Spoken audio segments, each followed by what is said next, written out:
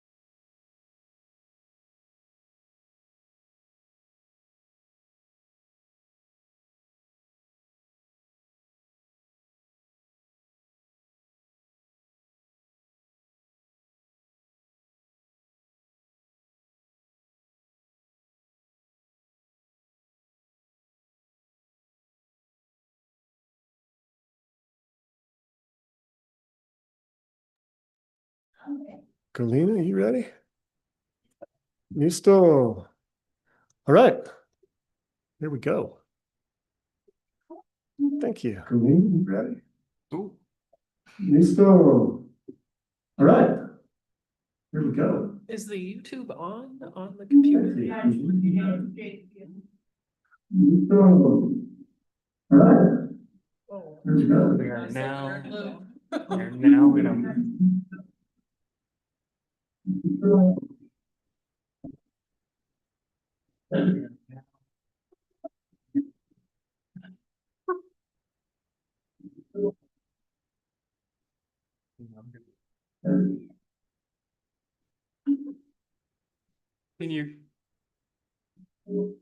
Can you go down to the right corner and you can check your audio setting there? Sorry, I'm gonna be here. Well, we might not be able to hear others Right. talking on Zoom though, if you mute the computer. Right. Well, I was hoping it would identify which window was causing the reverb. Yeah, we're good. You got it, Carmen? But could we? But can we hear people? Yeah, can we online? hear other folks when they? No, we should, because we have the audio. But we just hit mute over on the right. It's, So it's picking us up, right? If the mic is on, but we've turned off the speakers. And so. Do we need to ask someone in Zoom? Picking us up, right? Why is it? It looks like Microsoft Edge, Board of County Commissioner is right about there, you need to hit pause on that, yeah, whatever that is. Yeah. So I have to pick color. oh, Deb, Okay. Cute. All right. Oh, yeah. Deb, can you, Doug Tooley with a thumbs up. We had a thumbs up. Should we ask Mr. Tooley to unmute and see if we can communicate? Mr. Tooley, are you able to unmute and say good morning? I am. Can you hear me? Yeah, see, we can't. Yeah, So- click that. We're still working on the tech issues, guys, but we will not start until we can go in two-way communication. Have to say something again. Can we have you mention something again, Doug? Can you hear me now? There we Hey! go. We got you. All right. All right. Thank you, sir. Greetings from Mexican Hat. All right. Appreciate that. Thank you, sir. We are now ready to open our meeting. It is 9:33 and it is April Fool's Day. That was a little April Fool's prank, Carmen. Present are Commissioner Gleason and myself. Commissioner Brown is under the weather, so we are giving her the day off. We also have a number of staff in the room and staff and citizens on the Zoom. Welcome, everybody. We'll open our meeting with a moment of silence for grounding and gratitude.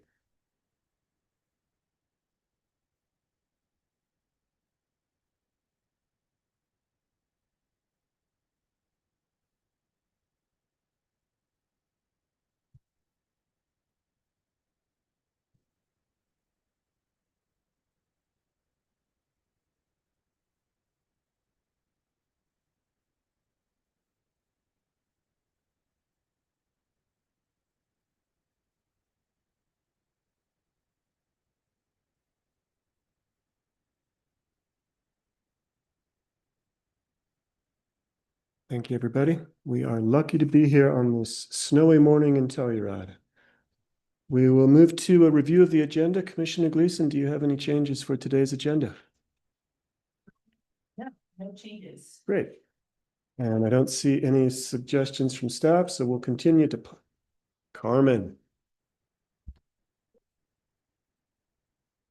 We will be discussing the item under 13A, Board of Public Health. At that point in time, because this may have been noticed, we'll want to continue that to the 22nd, but I think we want to leave it on the agenda. That way we can speak to it and continue it to a date certain. All right. Continuation 13A, got it. With that, our agenda is set and we are moving on to public comment for items that are not on today's agenda. Does anybody out in the Zoom have a hand up? And I'm giving that just a moment to make sure. So there's nothing worse than being cut off before you even get started. However, not seeing any hands up, we shall move to the consent agenda. Commissioner Gleason, do you have any questions or concerns about the consent agenda? No questions or concerns, just a comment that, I appreciate Tally Behan being willing to continue to serve on the Board of Adjustment. And he's bringing a really important voice and perspective to that board, so just wanted to, yeah, share some appreciation for his willingness to serve. Excellent. I move to approve today's consent agenda. I second that. All those in favor? Aye. Aye as well. Motion carries. Matt is in the room. Welcome, Matt. Hey, Going stuff. you're okay. We are on to item 7A. And this is a planning matter. Kay Simonson and Nicola Kerr are with us, as are Richard Wright, the festival organizer, and Richard Sorensen, one of the neighbors. Robert Wright, excuse me, Robert, I misspoke there. Let's have Kay start. Let's have Nicola start and set the stage. And then we will pose questions if we have any. We'll then go to the applicant, Mr. Wright, and he can add more information. And then we'll have public discussion. Welcome, Nicola. Thank you, Commissioner Waring. Good morning. Today we have a temporary use permit for the Paradigm Music Festival out in Egnar. Our applicant is Robert Wright, who is on Zoom with us today.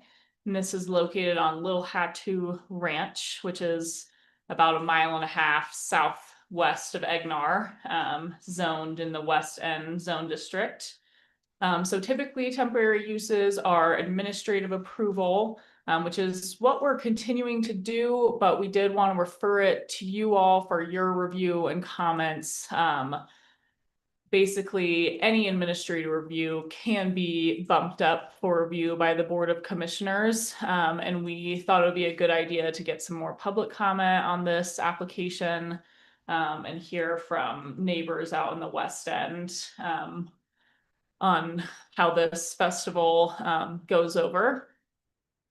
So here is the vicinity map. You can see that the property is down southwest of Egnar, off of County Road G6. And here is an aerial view of the subject property. A little bit of background, the Paradigm Festival has hosted almost annual. Whoops. I am missing my Megan, I'm sorry. I figured the YouTube got the rest of that, so. Yeah, sorry. So they have been doing a music festival most years, dating back to 2021, which is when they first got a permit from the county. We did receive a complaint from a neighbor regarding the noise levels for the 2025 festival.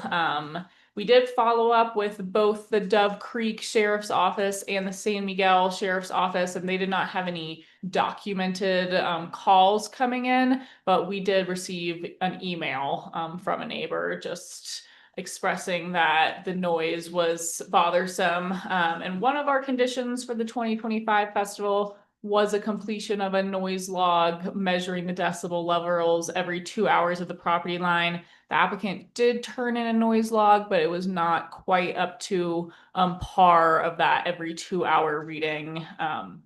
Can you be a little more precise about what was provided and how it wasn't up to par? Yeah, it was a maybe 7 or 8 noise logs, so over 4 days. That is pretty far from the 2 hours, and I do think most of the noise readings were taken in the early hours of the morning, potentially when the music was not playing anymore.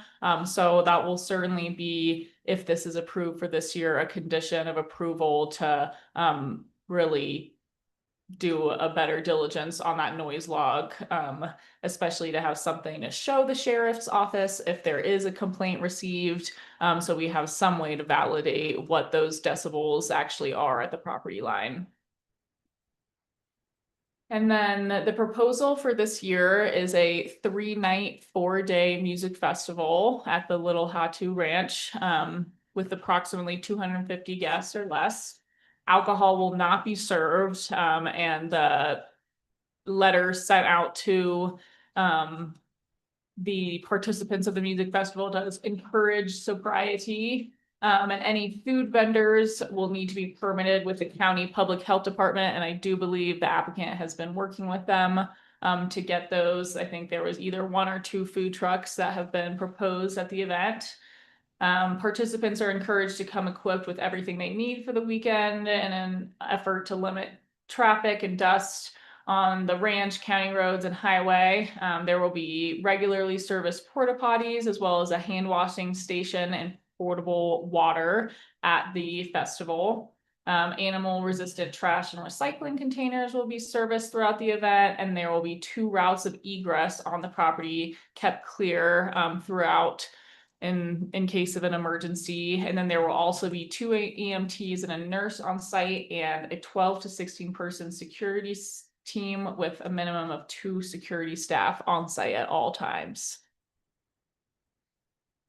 And here is the site plan. It's a little bit hard to read, but to summarize, it's showing those 2 egress options in the event of emergency, camping areas with some areas singled out for quiet camping, and then staff camping areas down by the main house. There's those porta potties and water right by the main stage, as well as close to the camping. And then there is a security tent, and there will be a medical bus on site as well with first aid supplies.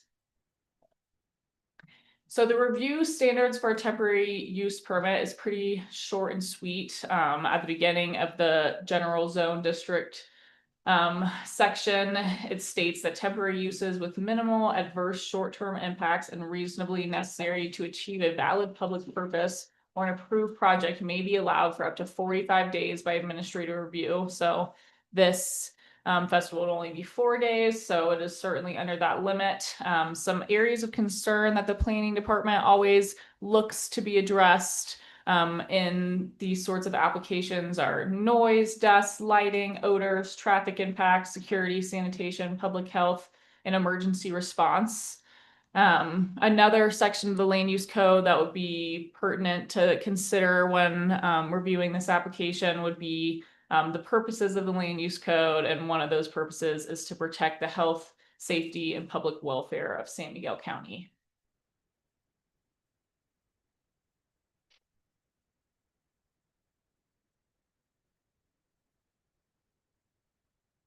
This application was referred out to the county manager, the deputy county manager, county attorney, county public health department, county road and bridge, county sheriff, county building official, the Dove Creek Sheriff's Department, Colorado State Patrol, the Dove Creek Ambulance District, the County Recorder's Department, and the Egnar Fire District.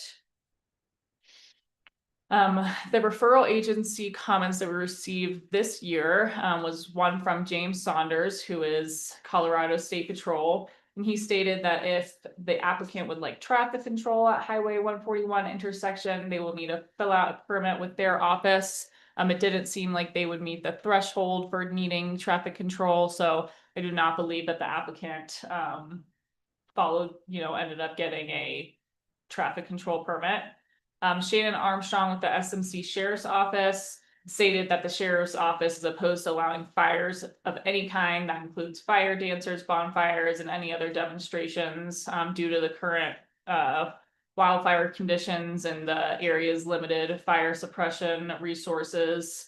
They also would suggest to prohibit campfires and charcoal grills in the camping area.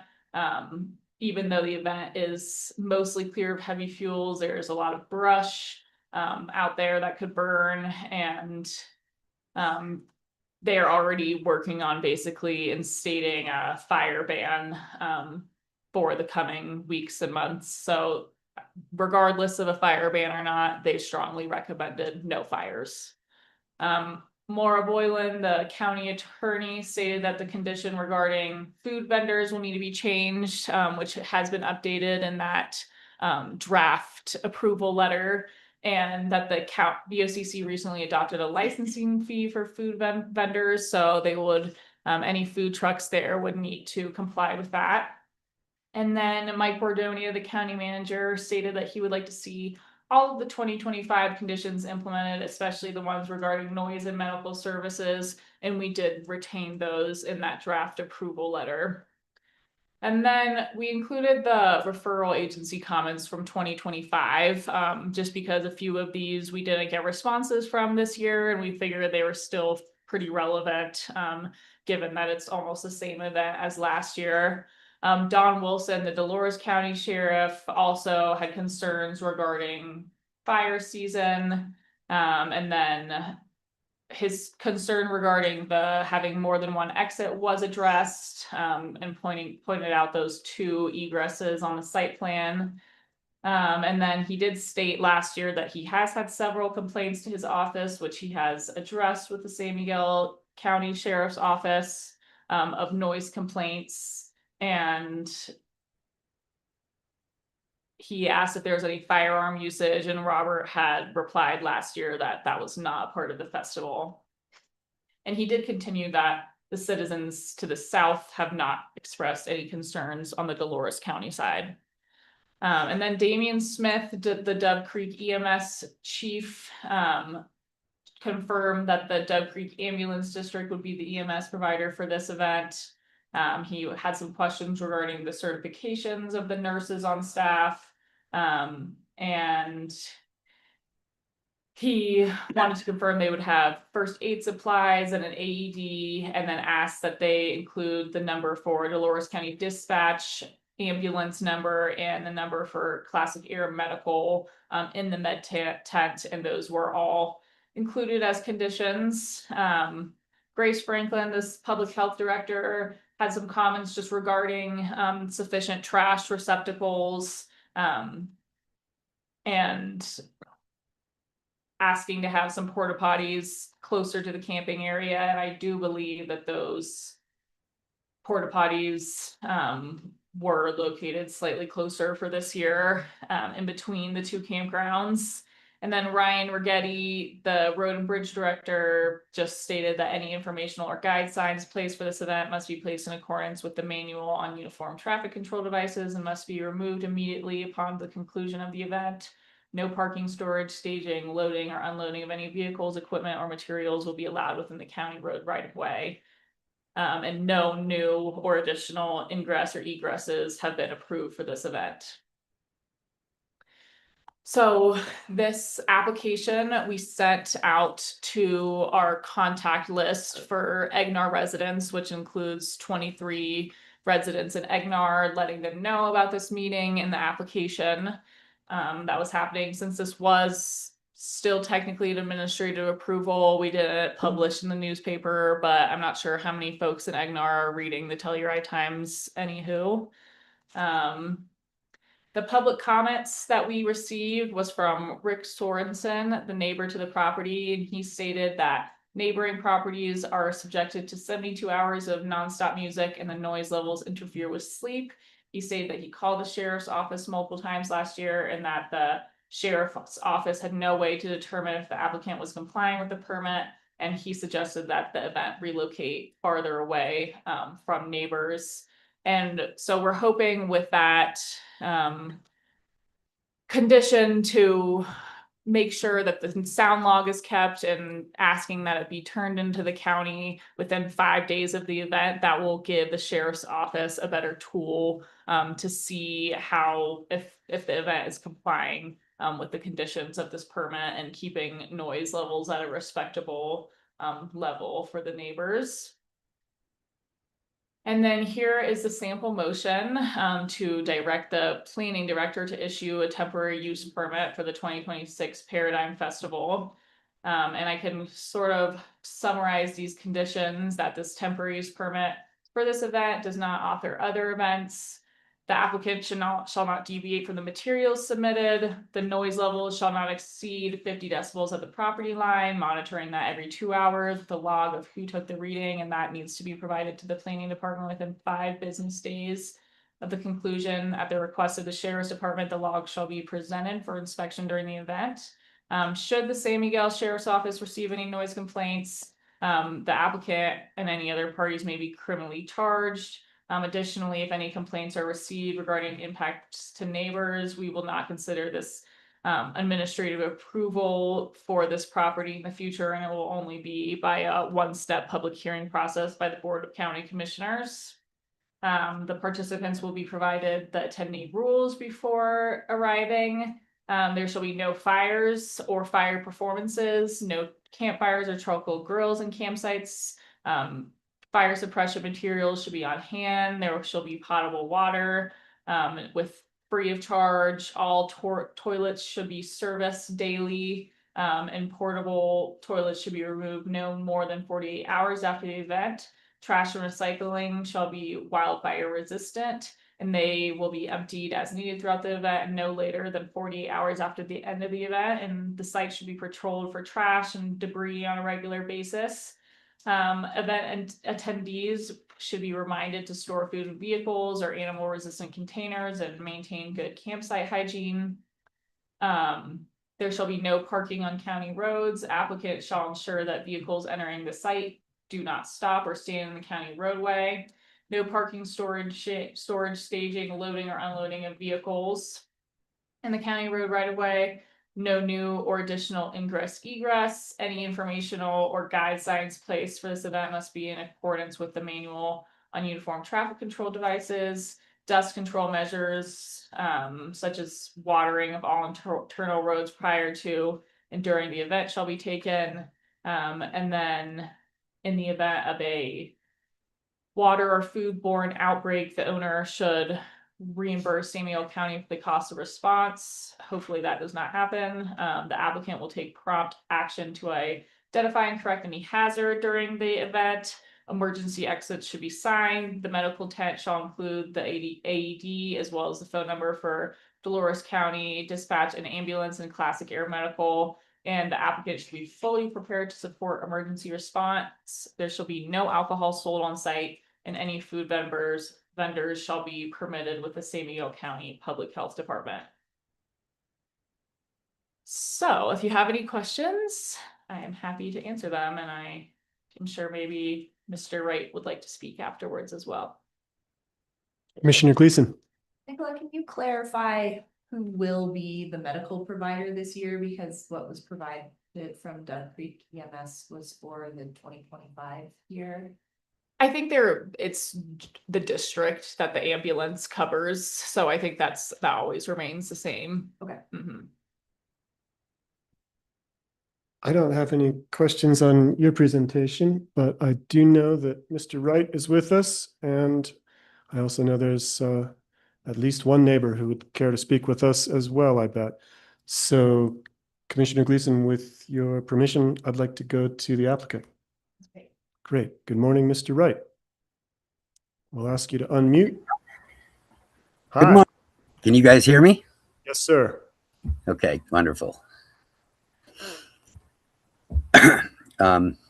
Is it, is it my turn to speak, or did my neighbor need to speak first? You go first, my friend. Okay. Yeah, first of all, I kind of need to make a correction. This is not a music festival. It started out as a music festival 6 years ago, but we have changed a lot in how we're doing things. We don't want 72 hours of music, and we haven't had 72 hours of music in quite a few years. We do have music in the evenings. Last year was yet another learning curve for me, because we hired another sound crew to come out, and that's where all the problems that we had very early on in the event, and that was Friday evening. And I did talk to the sheriff's department, and I was trying to figure out where where we were bothering at, where the noise was affecting our neighbors, and I still have not figured out who Mr. Sorensen, what direction he was at. And I think I actually kind of figured it out. And we actually had that sound pointed directly at him, which was not on purpose. I didn't know until after the sheriff called me, and we had to make some adjustments. But I don't believe we had any other complaints after Friday. And that was early on. That was like 8 o'clock in the evening. That wasn't even after 10. And I tried to make the corrections on so that it didn't bother him so bad. I didn't realize it was actually affecting me too, because it was directed right at my house. But that was a learning curve, and the people that we hired to come out, they were very loud. I had to constantly get on them about turning things down. They were younger kids, and they did not get invited back out this year. Nor did we hire the same sound system for this year that we did last year. Last year we had a Function One system from the UK. It's a $60,000 very loud system. That was too much for what we're doing out here. We have since not hired them, and we went and bought our own very small system recently this year, so that we have full control over the sound. And it's only a $900 system. It's not very big.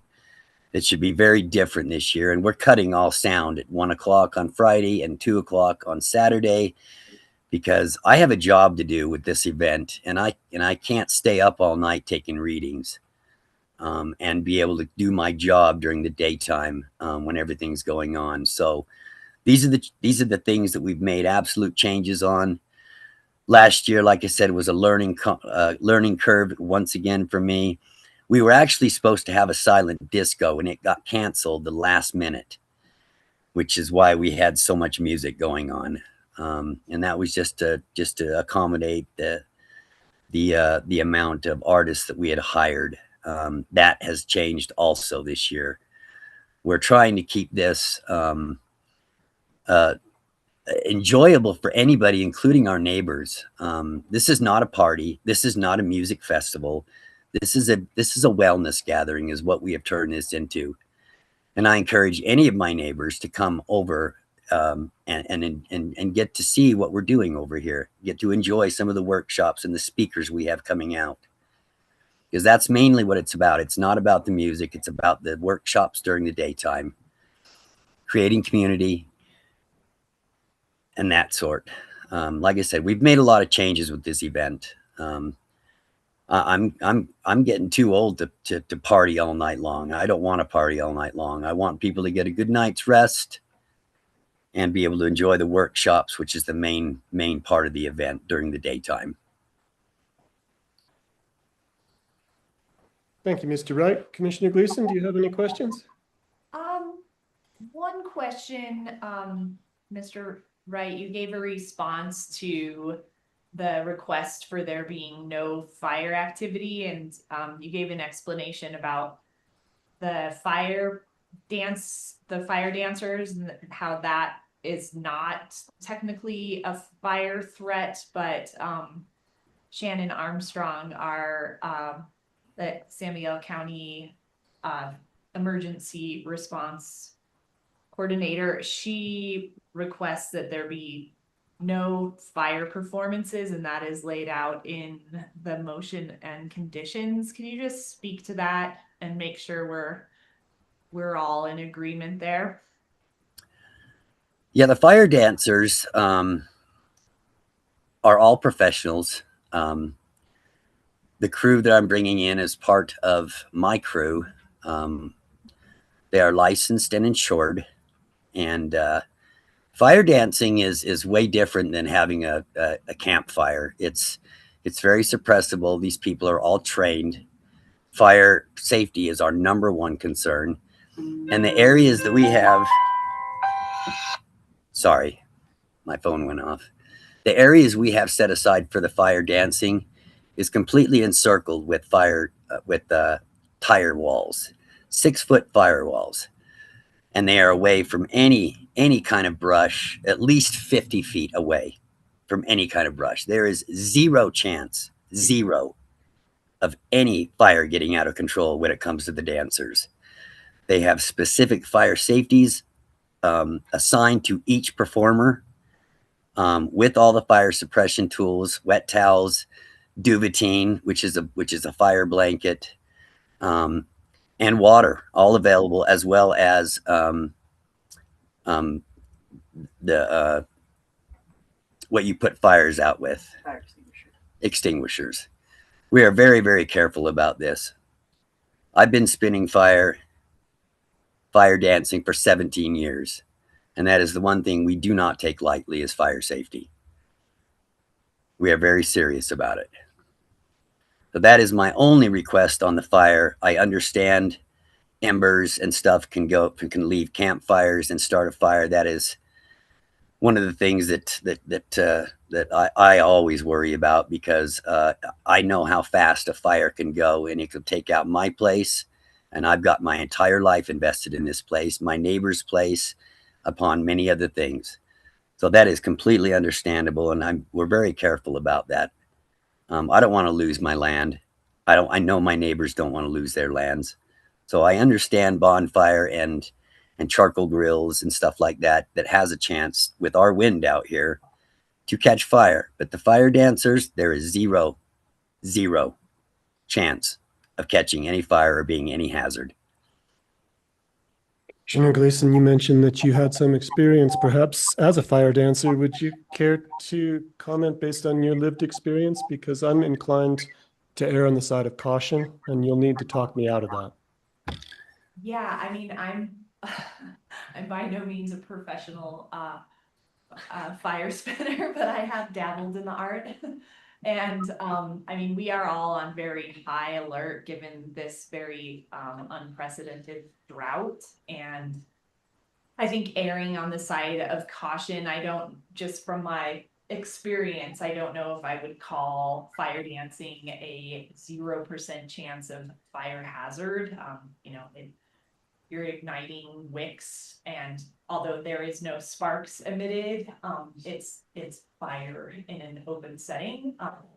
It's not an open setting, ma'am. I've Okay.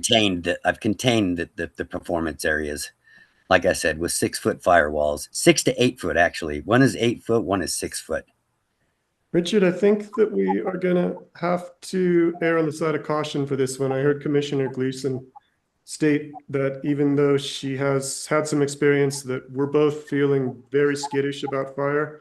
And this year, because of the exceptional drought conditions, I'm going to suggest to Commissioner Gleason for approval that we maintain the complete fire ban for this year because of the conditions. I apologize for the inconvenience. I know that you feel differently, but I'm so worried about the small risk.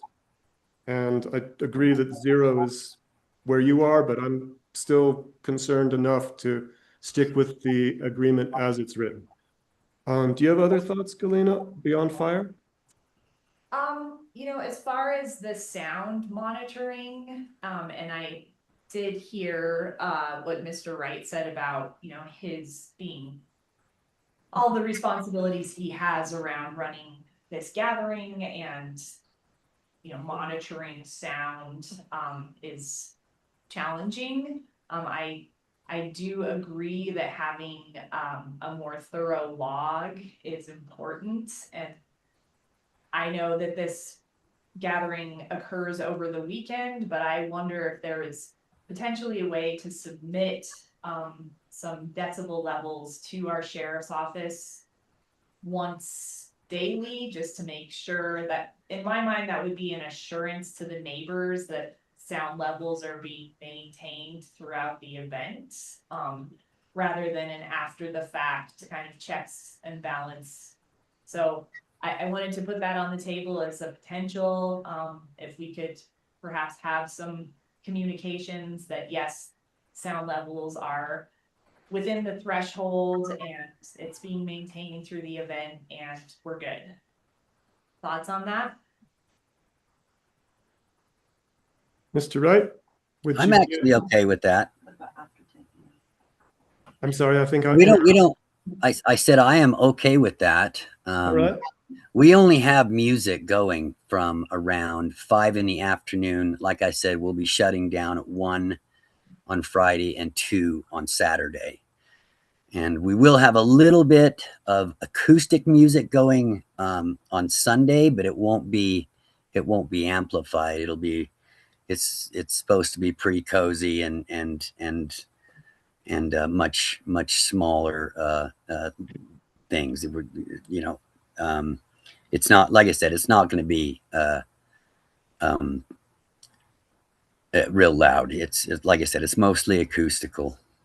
all right, then, hearing your agreement, I'm going to ask Kay or Nicola to draft some language for inclusion on our special use permit that will stipulate that the sound levels will be submitted to the sheriff's office Saturday morning for Friday night and Sunday morning for Saturday night. We'll get a contact and either email and phone number so that you can relay that information directly to the right person, and we'll make sure that you have that. Thank And you.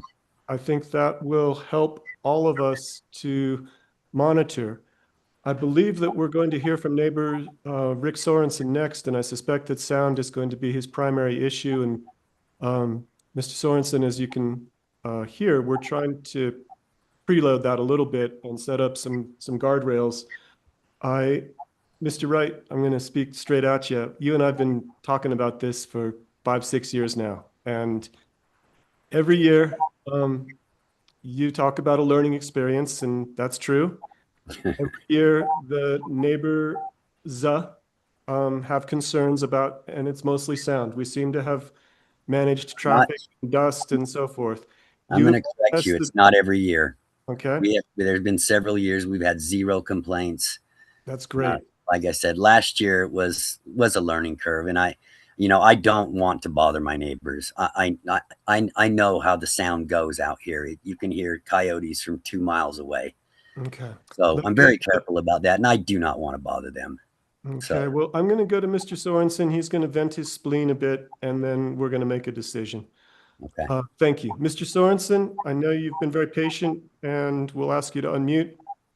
And you can maybe respond to what you've heard so far today, as opposed to going to the past. Yes. Can you just state what time limits you want to put on public comment? That up front. Mr. Sorensen, I'm going to give you 3 minutes, and we'll start there. If there's more discussion, we'll see how we go. Thank you. Seeing my written comments, they're basically duplicative. I would point out that I've been the main suspect in the noise complaints for many years. Before I built the new house, living in a mobile home, there was no noise control inside the mobile home, and it was really bad. But I'm going to stick to last year and talk about, since we had a 50 dB requirement in the permit, and in fact, Rob, your own sound recordings document the fact that you were exceeding that multiple times. And it also documents that the music was all night long. And, you know, that's my only complaint. You know, dust has not been a problem. You know, the people have been polite. They've been respective. No issues with any of that. It's purely the noise levels and the timing of the noise. You know, if you want to play music all afternoon, fantastic. But when I'm listening to the drums going at 2, and you document that the music was all night long, and you've got sound readings at, you know, 10 o'clock, 12 o'clock, 2 o'clock, 4 o'clock, 6 a.m. It's really frustrating when you cannot get a solid night's sleep because of the noise. And that's my only complaint. I was the one who suggested, you know, if you want to make noise all night, there's thousands of acres of BLM land down in Disappointment Valley. You could go annoy the coyotes all night, and I won't complain, at least. I was happy to hear you say you intend to shut off at 1 a.m. and at 2 a.m. If that's the timeline that is accepted, then I would ask that get documented in the permit. I would prefer to have personally 10 p.m. I go to bed early. I get up early. Going at 2 a.m. Is a little annoying. And I'm done speaking. Thank you. Donna Brackett, I see, is online. She may want to say something also, because she's another one of the neighbors. Thank you. Donna, sorry about throwing you under the bus. Well, she can choose if she wants to jump or not. Miss Brackett, would you care to speak? We'll ask you to unmute. If you do, there's a button you have to push in order to. There we go. I think I'll go along with what Rick is saying. Thank you.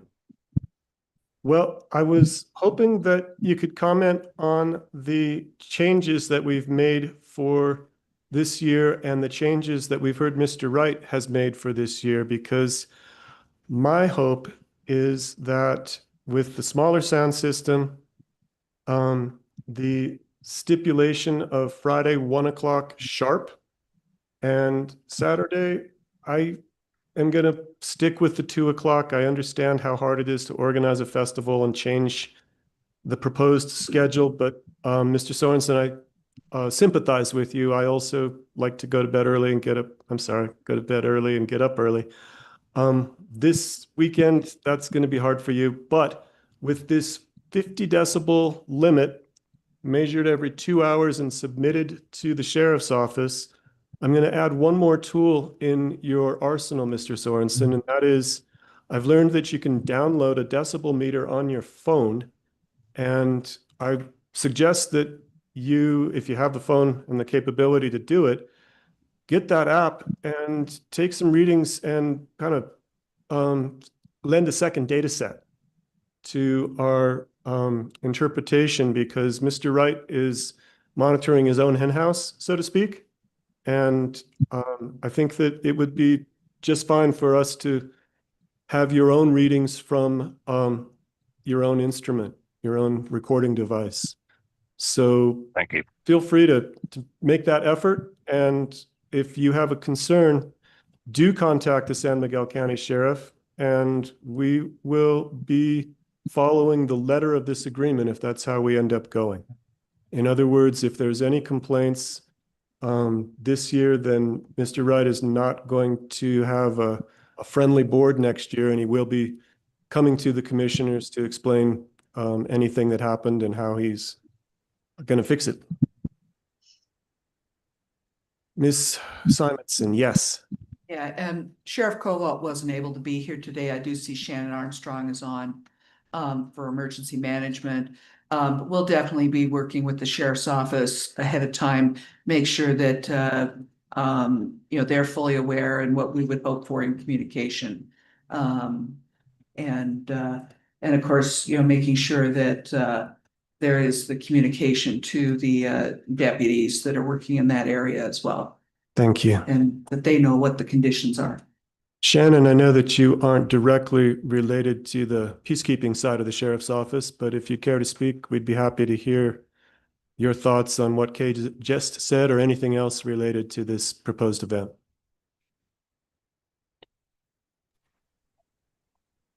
No, I just appreciate you guys, taking the time to consider our comments, and like you said, this is kind of an unprecedented season, so we just don't want to take any risk, if we can avoid it. As far as the peacekeeping and communication goes, I know that this event is on our radar, and I'd say, in the past, at least having deputies aware of the incident and out there patrolling seems to have gone pretty well, and we would just, request that those same channels remain open. And I don't see that anything in that light needs to change for this year. All right, thank you. Commissioner Gleason, do you have any other thoughts or questions? Yeah, I think that I appreciate the adaptation that's been made. I think that it hopefully will really address the concerns. And I don't have any further thoughts, comments, questions, All right, and I could be prepared to make a motion, please do. but give me a moment.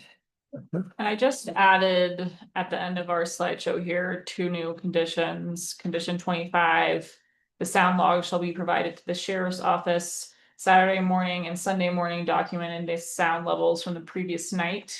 And maybe I should specify How about the that? San Miguel County Sheriff. San Miguel County Sheriff, and I propose by 10 a.m. Okay, that's a good stipulation. Sunday morning by 10 a.m. And then a second condition, music shall stop at 1 a.m. Friday night and 2 a.m. Saturday night. And maybe I'll say shall stop no later than, because if they want to stop it earlier, that's fine too. Agreed. There are festivals in Telluride that have similar noise timing limitations. And in Telluride, because of the urban feel of the town, there's actually a penalty for going over the agreed upon time limit. Last I heard, it was $1,000 a minute. And I'm not prepared to do that today, but I am prepared to hold you, Mr. Wright, to a very tight Swiss clock. I am sympathetic with Mr. Sorensen. I feel like he's been very patient for a long time. I hope that this year is smooth sailing. I want to believe you, but I am, based on our experience together, hoping that the learning curve is over and that this year we get it right.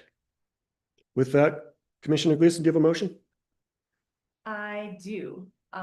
Before I start, is it all right if I just state conditions 1 through 26 because we've verbally expressed them a couple of times? Right? Yes, you do not need to read them. Thank you. I move to direct the San Miguel County Planning Director to issue a temporary use permit for the 2026 Paradigm Festival, an event with no more than 250 attendees on Little Hatu Ranch, with conditions previously listed 1 through 26. I'll second. Any further discussion? How do we vote? Aye.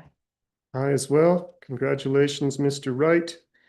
You've got yourself a festival, and Mr. Sorensen and Ms. Brackett, I look forward to hearing anything that you can report, and hopefully this year went really well.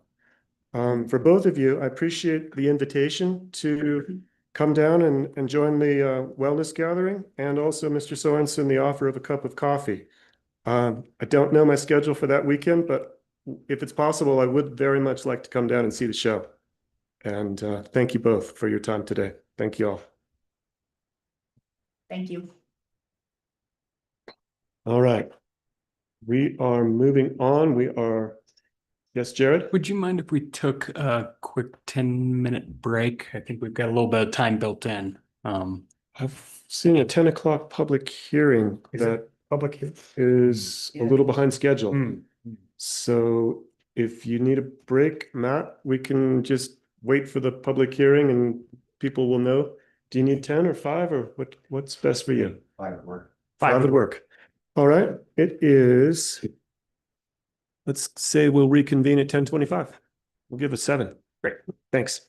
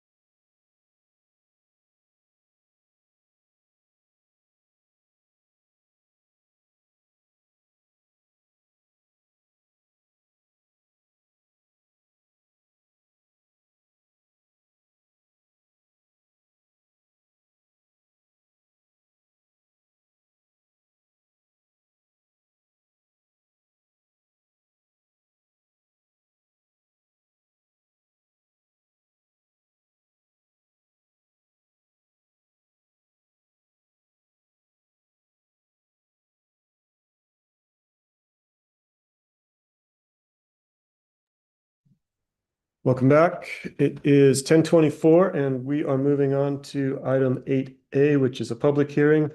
This is the consideration by the Board of County Commissioners to adopt Resolution 2026-14 for the Colorado Wildfire Resiliency Code to begin enforcement by July 1st, 2026. Matt Gonzalez, our building official, is with us and will walk us through this legislation. Good morning, Matt. Well, thank you for the time, commissioners. I appreciate it. Thanks for the quick recess. I just had a quick question about our funny, interesting resolution where half of our county is exempt from building code or building permits. And so just want to ask a quick question about that to our legal counsel here. But anyway, I am going to share my screen. Here we go. Got it. And so, as you said, Commissioner Waring, we're going to talk about our adoption of the Colorado Wildfire Resiliency Code. So, as you are all aware, we have a law in effect through Senate Bill 23-166 that established a Wildfire Resiliency Code Board, and their job was to create the Colorado Wildfire Resiliency Code. And in that bill also there's requirements for adoption dates, and we are upon that date. Today is the last day that we can adopt the Colorado Wildfire Resiliency Code in order to be in compliance with this bill. So here we are. So we're bound to adopt this today by law, Colorado law. So we can have a discussion and I'll go through it quickly, but I don't think there's gonna be much of a debate. So just a little history for the public about the bill here and what the mission of the Wildfire Resiliency Code Board was. It's to ensure that Colorado communities are safer from and more resilient to wildfire by reducing the risk to people and property through the adoption of statewide codes and standards based on best practice approaches to hardening structures and reducing fire risk in the defensible space surrounding structures that are in the wildland urban interface in Colorado. So it's important to note the intent here is, again, just using best practices to reduce risk to people and structures. And so this law is a response to some of the things we've seen recently in California and other parts of the state in Colorado and where the wildland urban interface is present and can pose a risk when it's not well managed. So the code board again had the job to define what the wildland urban interface is for us here in Colorado. I'm going to start calling that the WUI, wildland urban interface. Again, I said another job they had was to adopt minimum codes and standards, and then to identify hazards, that we have from our buildings and defensible space, and they did that in the code. And then to establish a process for a governing body to adopt, to be able to petition if us as a jurisdiction, if we have the desire to amend the code in any way, they establish a process for that. So here we are. So let's talk about our enforcement and compliance with this code. So again, this is the code that affects wildfire resiliency as it pertains to structures and the land surrounding. So compliance is only required when it's triggered through a permit for construction. So it's not a retroactive code. We're not driving around and identifying non-compliant structures. It's only triggered when somebody obtains a permit for construction. And I'll get into the list of exemptions in a little bit at a high level, but just there are levels defined in the code when compliance is required and when it's not required. And the construction documents with the permit application need to show compliance both for the building materials and the site requirements. Very standard practice for all building permits that are issued. There's building material inspections that we do in the field once the permit's issued, and then also the site will be inspected for compliance as well. So like vegetation and the buffer zones and those types of things. The code defines a governing body in the code. I'm sorry, the board identifies what is a governing body in the code. We are a governing body as a county. The towns are governing bodies as municipalities. Fire districts are governing bodies. So we are all required to adopt this code, and we are tasked to work together to pull off enforcement. So I'll talk a little more about that later. We are going to enforce this at our historic levels of enforcement. So what we were talking about in our quick break is in 2000, when the county decided to adopt a resolution that stated that the West End Zone District is exempt from building permits and development permits. We are going to continue that historic level of enforcement in the West End Zone District. And to clarify, when I say West End Zone District, I'm speaking specifically of that zone district that is the West End Zone District, not the quote unquote West End, which can encompass the town of Norwood and Wrights Mesa at times. So Wrights Mesa, town of Norwood, and everything this way east is will continue to issue permits as we historically have. The West End Zone District, meaning Dry Creek Basin and Disappointment Valley out to Egner, historic level of enforcement. One note of clarification, folks in the West End Zone District are still just like any other state law bound to be in compliance with the law.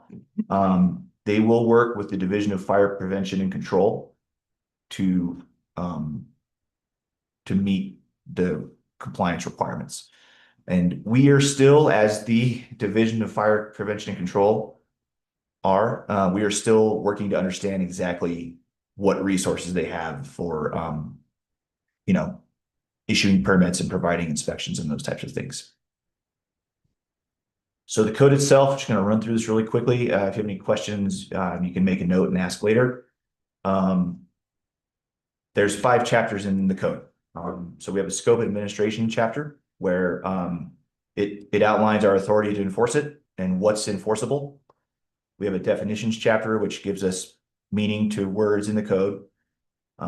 We have chapter 3, which gets into what parts of our county fit into what risk zone. And there's a map that's referenced, that's given to us by the Wildfire Resiliency Code Board. And there's a mechanism for ground truthing, and I'll talk a little more about that later. Chapter 4 goes over the requirements that are that exist for building materials, so siding, roofing, windows, those types of things. And then chapter 5 gets into the requirements for preparing your site and making it resistant to wildfire. So I'm not going to read all this text. I'd like to put this up here because it gives us a quick snapshot of what is exempted from the code. So we have information on our website. We have links to the code itself. This list of exemptions is in the code. So I just bring this up because again, there are considerations given for when someone would be exempt. Do you have any questions this time right now?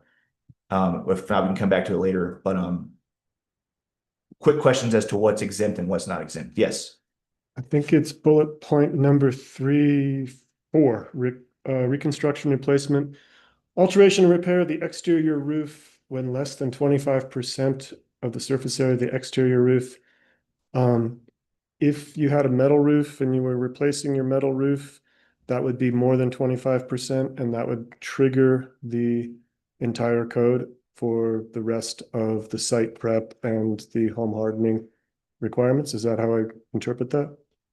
So what we will do is if someone's replacing more than 25% of the roof and the existing roof is non-compliant, then the entire roof will be required to become compliant. Got it. We will not apply the entire code to those types of remodel scenarios. Does that Understood. make sense? Yep. Right, so you're not gonna be looking at exterior walls or anything else, you would just be looking at the roof. Correct. Because that is what they're looking to. Correct. Okay. Correct. Thank you for that clarification. Yes. Everything else on this slide makes sense to me. Okay.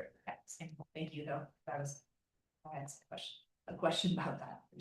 But- Yep. So generally, the triggers for compliance are if you're building a new structure, if you're building a new structure close to lot lines or in smaller parcels, there's an exemption for one single family detached structure that's not near anyone's property on a 35-acre or larger parcel. Other places it's triggered is if you're doing an addition over 500 square feet. And then generally the 25% rule for exterior coverings is also when it's triggered. Okay, I'm going to move on. Encourage people to reach out in advance of any project they're planning when they're to get information about what will be required and to what component. Chapter 3. This is an interesting chapter. Again, it gives us the reference to the map that defines the wildland urban interface for San Miguel County for the whole state.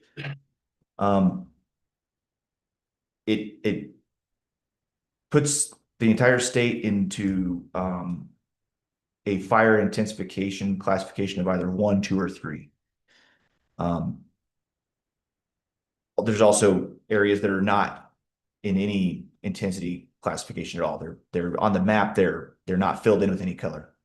And I can show you the map a little later on. People can find it on the line very easily. I have links to it later on as well.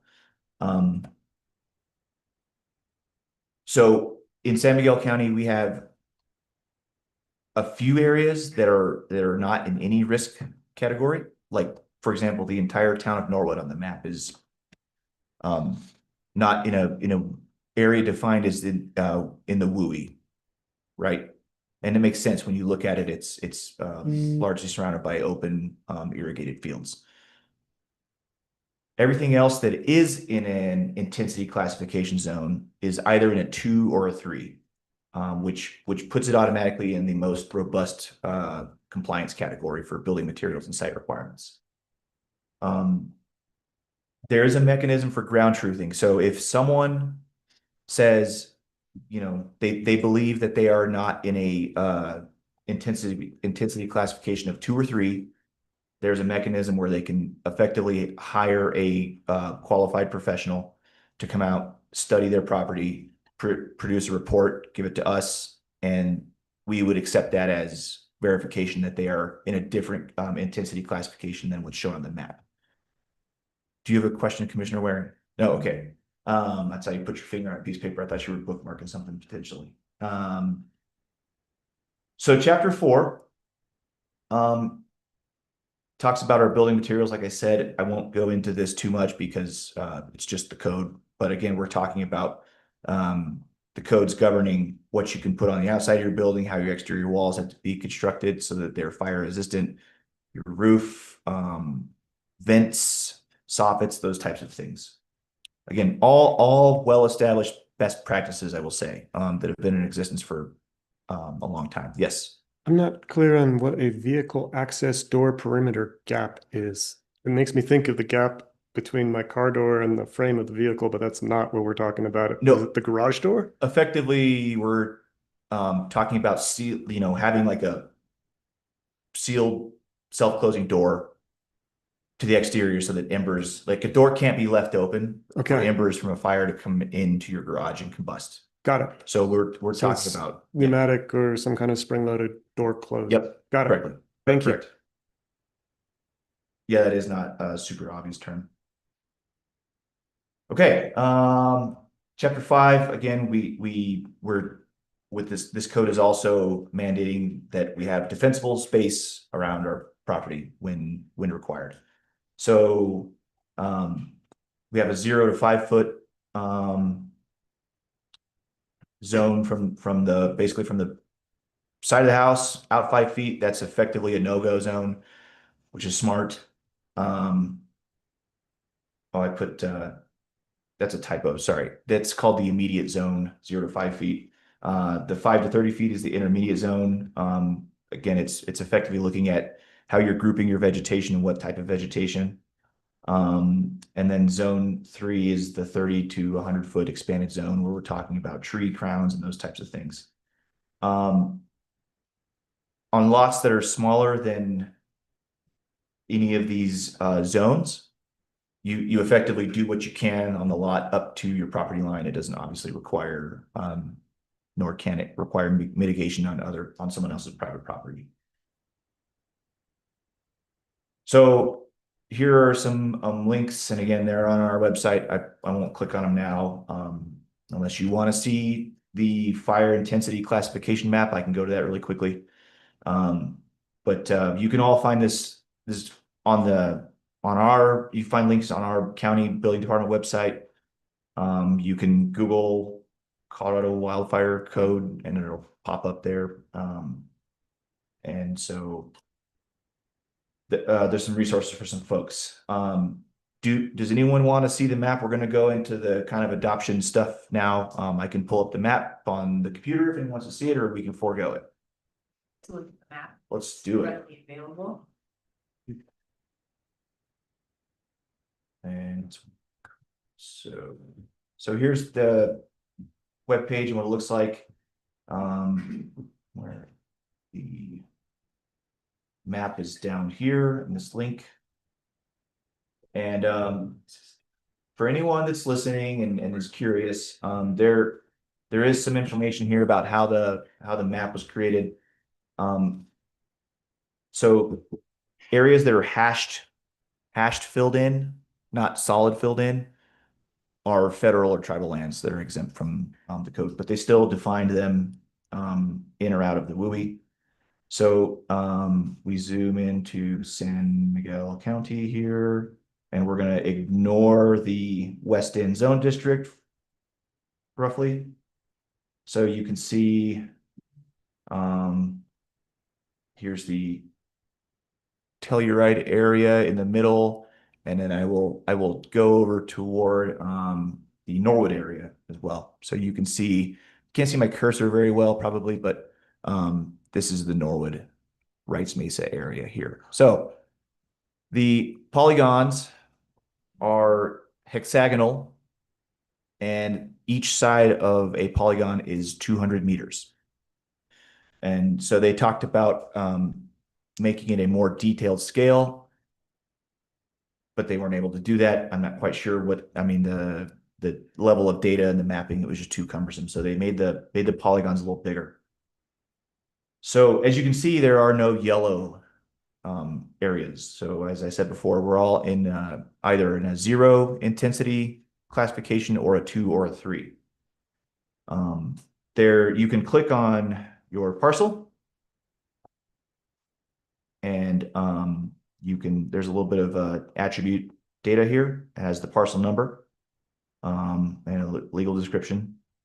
Again, this is all produced by and maintained by the state's Division of Fire Control. Yeah, so this is the map. You'll see that there are the polygons split some of the parcels. So in those circumstances, we will if a parcel is 50% or more in one of the zones, it will apply that at the higher risk zone. Or if the building site itself is inside of one of the orange or red areas, we'll apply that risk category to the project. Do you have any other questions, commissioners? No, thanks for sharing that though. Yeah, I'll say to everyone that's listening, if you zoom in to anything beyond, oh, nope, they fixed that. Never mind. There was a little bug that made the layers turn off if you zoomed in too much. That's been resolved, so that's good news. You can zoom all the way in and look at your backyard if you want to. Great, so we'll go back to our presentation here.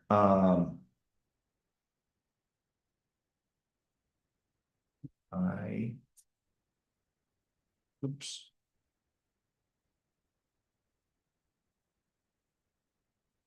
Okay, So,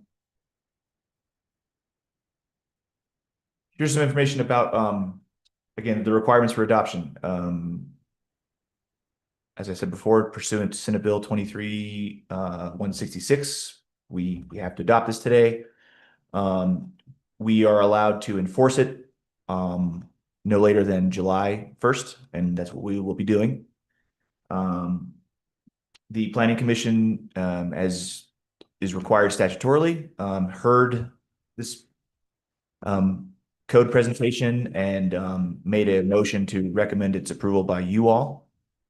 And here we are. Oh, that occurred on March 3rd, and was noticed and everything as we were required to do. And here's your sample motion. And I'll let someone else read it, but it does have a little a couple of words at the end there, again referencing the historic levels of enforcement.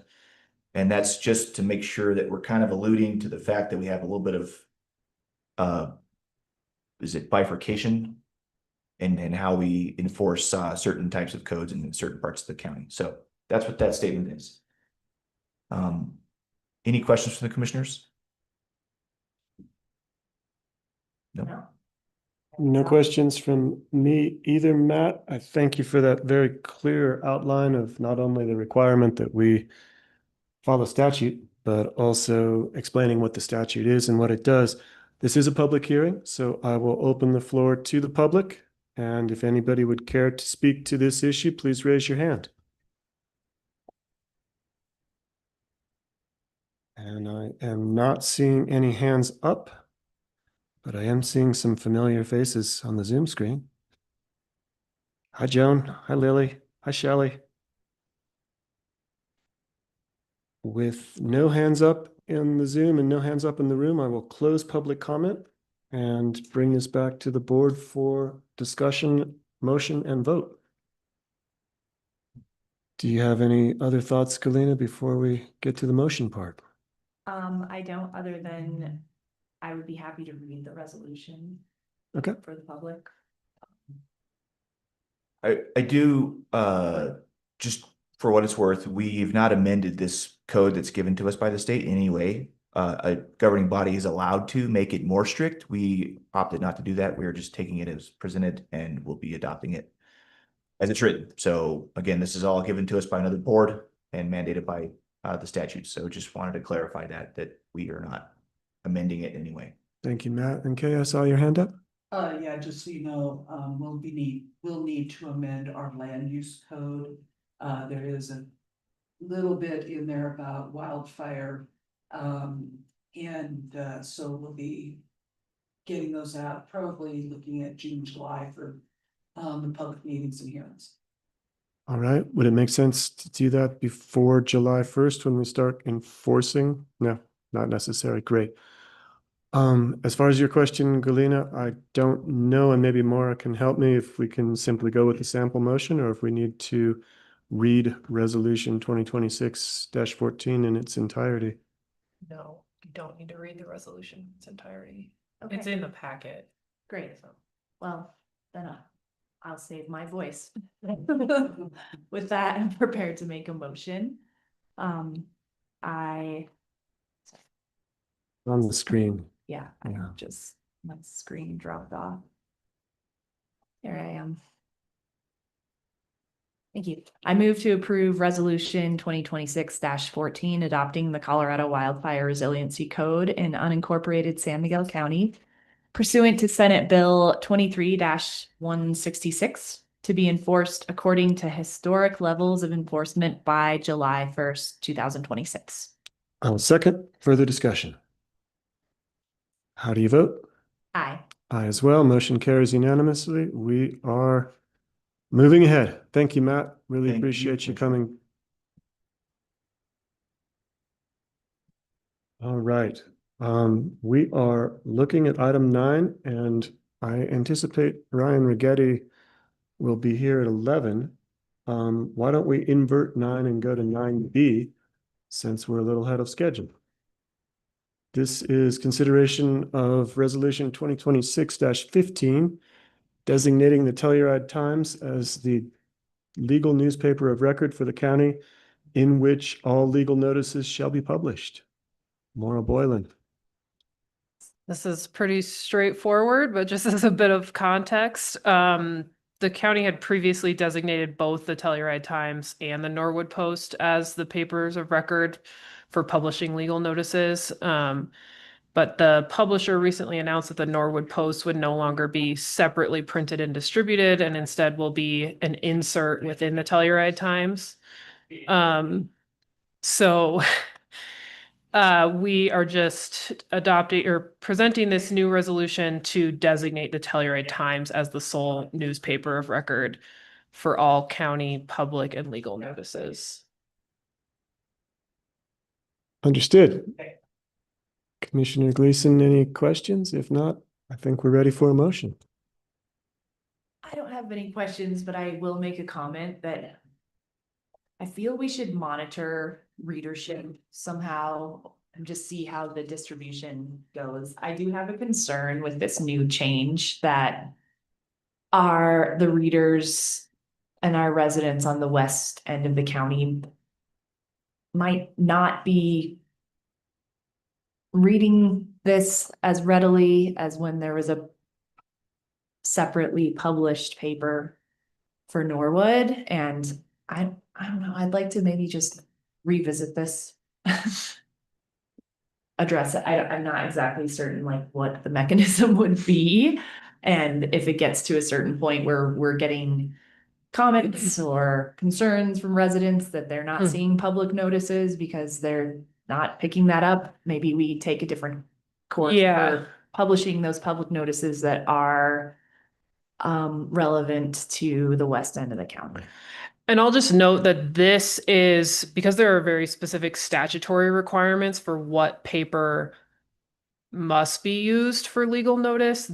The Times satisfies those requirements, but the county is certainly free to publish its notices elsewhere in publications that may not satisfy these requirements. So I think adopting this designating Telluride Times doesn't preclude us from also getting the word out through other mechanisms that might better reach people outside of the east end of the county. Great. Well, I might have some suggestions moving forward to publish certain public notices in the San Miguel Basin Forum so that those readers are privy to what's going on.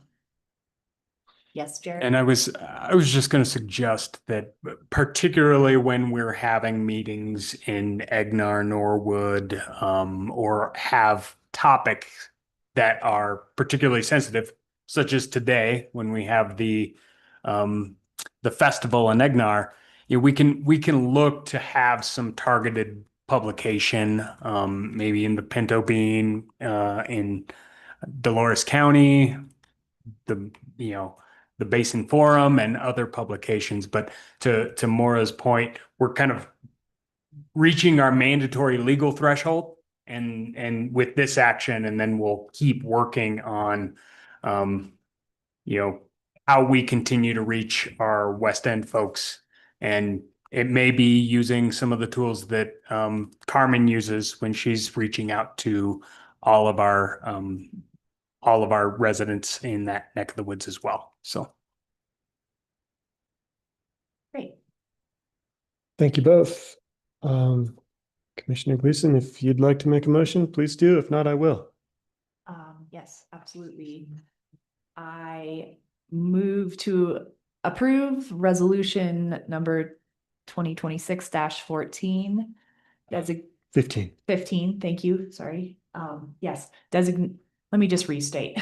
I move to approve resolution 2026-15 designating the Telluride Times as the newspaper of record for San Miguel County. I'll second. All those in favor? Aye. Aye as well. Motion carries. We have tidied that up. And we still have a couple minutes before Ryan is anticipated, but he may be on because he's often early. I heard you on the phone with him, Jared. How's he doing? He was on the spur. Okay. And he's headed this way in person. We've got a dedicated parking spot for him. So all right. he could be popping his head through that door anyway. Got it. So In that case, we've got just a couple minutes. I'm scanning the agenda to see if there's anything else that we want to try to accomplish before he walks in. And I'm not seeing anything particularly easy. I could take up some airspace and give my commissioner update. That'd be great. Please do. That lengthy this week. Great. So I attended the first West End Stewardship Committee meeting. And this committee is made up of representatives from Montrose County and the towns of Norwood, Natarita, and Nukla, as well as UMC, Basin Clinic, the Norwood Water Commission, CSU Extension, Weed Sea, and San Miguel County. And all these members have been appointed. Oh, sorry. The committee was formed to build on the momentum of the West End Vision Plan and to actually implement the action items outlined in that plan. A proactive approach to this plan, not just collecting dust on the shelves. Members share a very strong sense of responsibility, and that was really expressed through this first meeting, to truly follow through on the goals identified by their committees or communities during the planning process. And parameters were set. The committee will be meeting quarterly with at least one in-person meeting each year. And to improve efficiency, agenda items are actually going to be workshopped in advance, using a shared spreadsheet, and that'll allow each entity and jurisdiction to thoughtfully propose topics for discussion. An example, yesterday, a large portion of the meeting was dedicated to just each entity going through and updating each other on policy and challenges, opportunities, major projects. And so we were like, oh, this could just turn into meetings with us all updating each other, which is incredible. But the one of the main motives of these meetings is to actually dive into tackling action items in the West End Vision Plan. So we're gonna schedule the meeting cadence so we're able to do both and share resources, and then also tackle action items. And the committee is really committed to transparency and public engagement, and members expressed a really strong interest in sharing meeting topics and outcomes through tools such as a newsletter and press releases to keep the community informed of the progress made through this committee. And I'm really looking forward to see what takes shape through the process. I was very encouraged by all the coordination and collaboration between these community leaders. And everybody's just working towards advancing the West End Vision Plan, and it's gonna be great. I'll hold off there because Ryan walked in the room, and we can pick up with commissioner updates Great. later. Thank you. Yeah. Welcome, Ryan Rigetti. We will scoot back to item 9A, which is a discussion of the progress of the gate before the overpass summit in the high country. All right. Welcome, Ryan. How's it going? Good. We know. Ryan Road Bridge. So just, give everybody an update, kind of where we're at on Over Road. So the gate has been swung. The snow has receded all the way up past the gate, but the gate at the bottom has been swung closed. I spoke with San Juan County, and they have cleared their side, and so it is open to the top. They said it took them about 3 hours. There wasn't a lot of snow up there, and they were looking for a place up there to put a temporary gate on the top, and they said that they were having a hard time finding a spot that couldn't be circumvented. So is what they wound up doing was piling a bunch of rocks up across the road so vehicles couldn't get around it.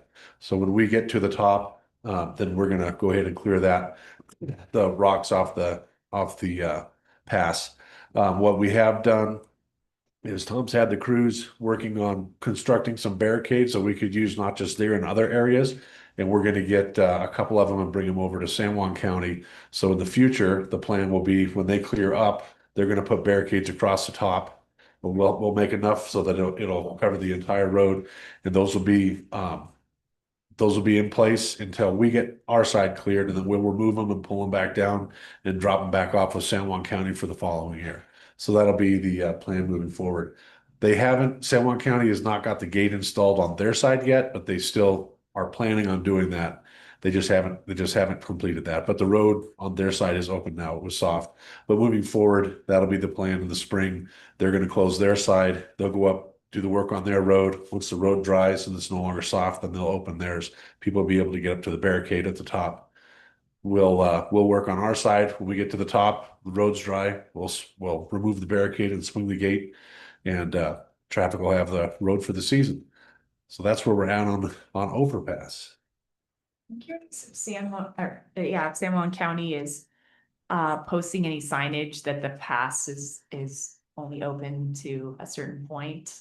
Like, are they relaying that to folks? I'm not sure if they have a sign saying that it's closed at the county line. I know on theirs, it'll say open on their website.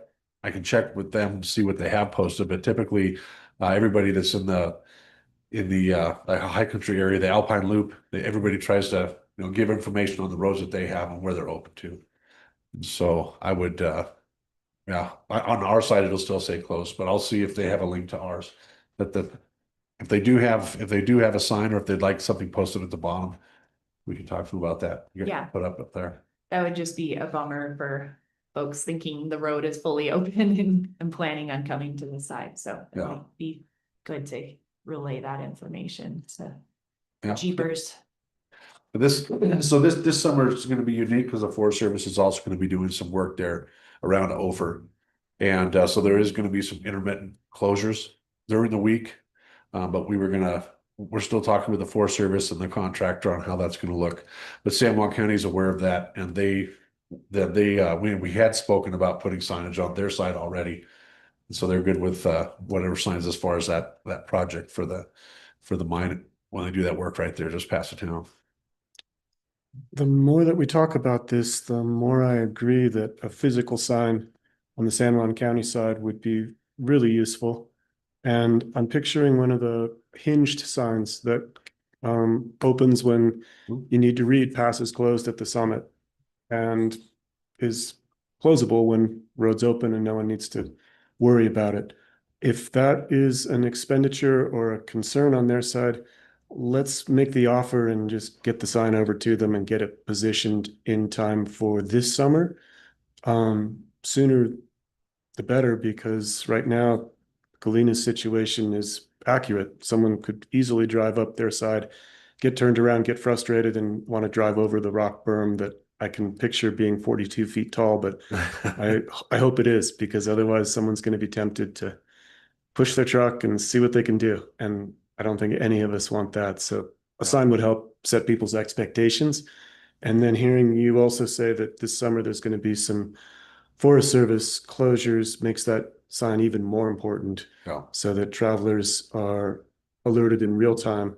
And if they missed the website, didn't get on the Alpine Loop, they still have a chance to reroute or at least reconsider their routing over overpass. So let's make every effort to help our neighbors in San Juan County get that done as soon as possible. Absolutely. Thank you. Yeah, we have the Ophir Road or the overpass signs for our side.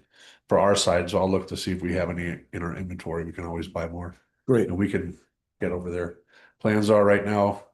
Still, we're not changing anything as far as the pass. We're still looking at mid-May when we're going to be up there working on that road to get that open. It might go really quick, but that's when we're still scheduled to do it right now. Thank you. I do see my friend and Ophir resident Joan May on the line.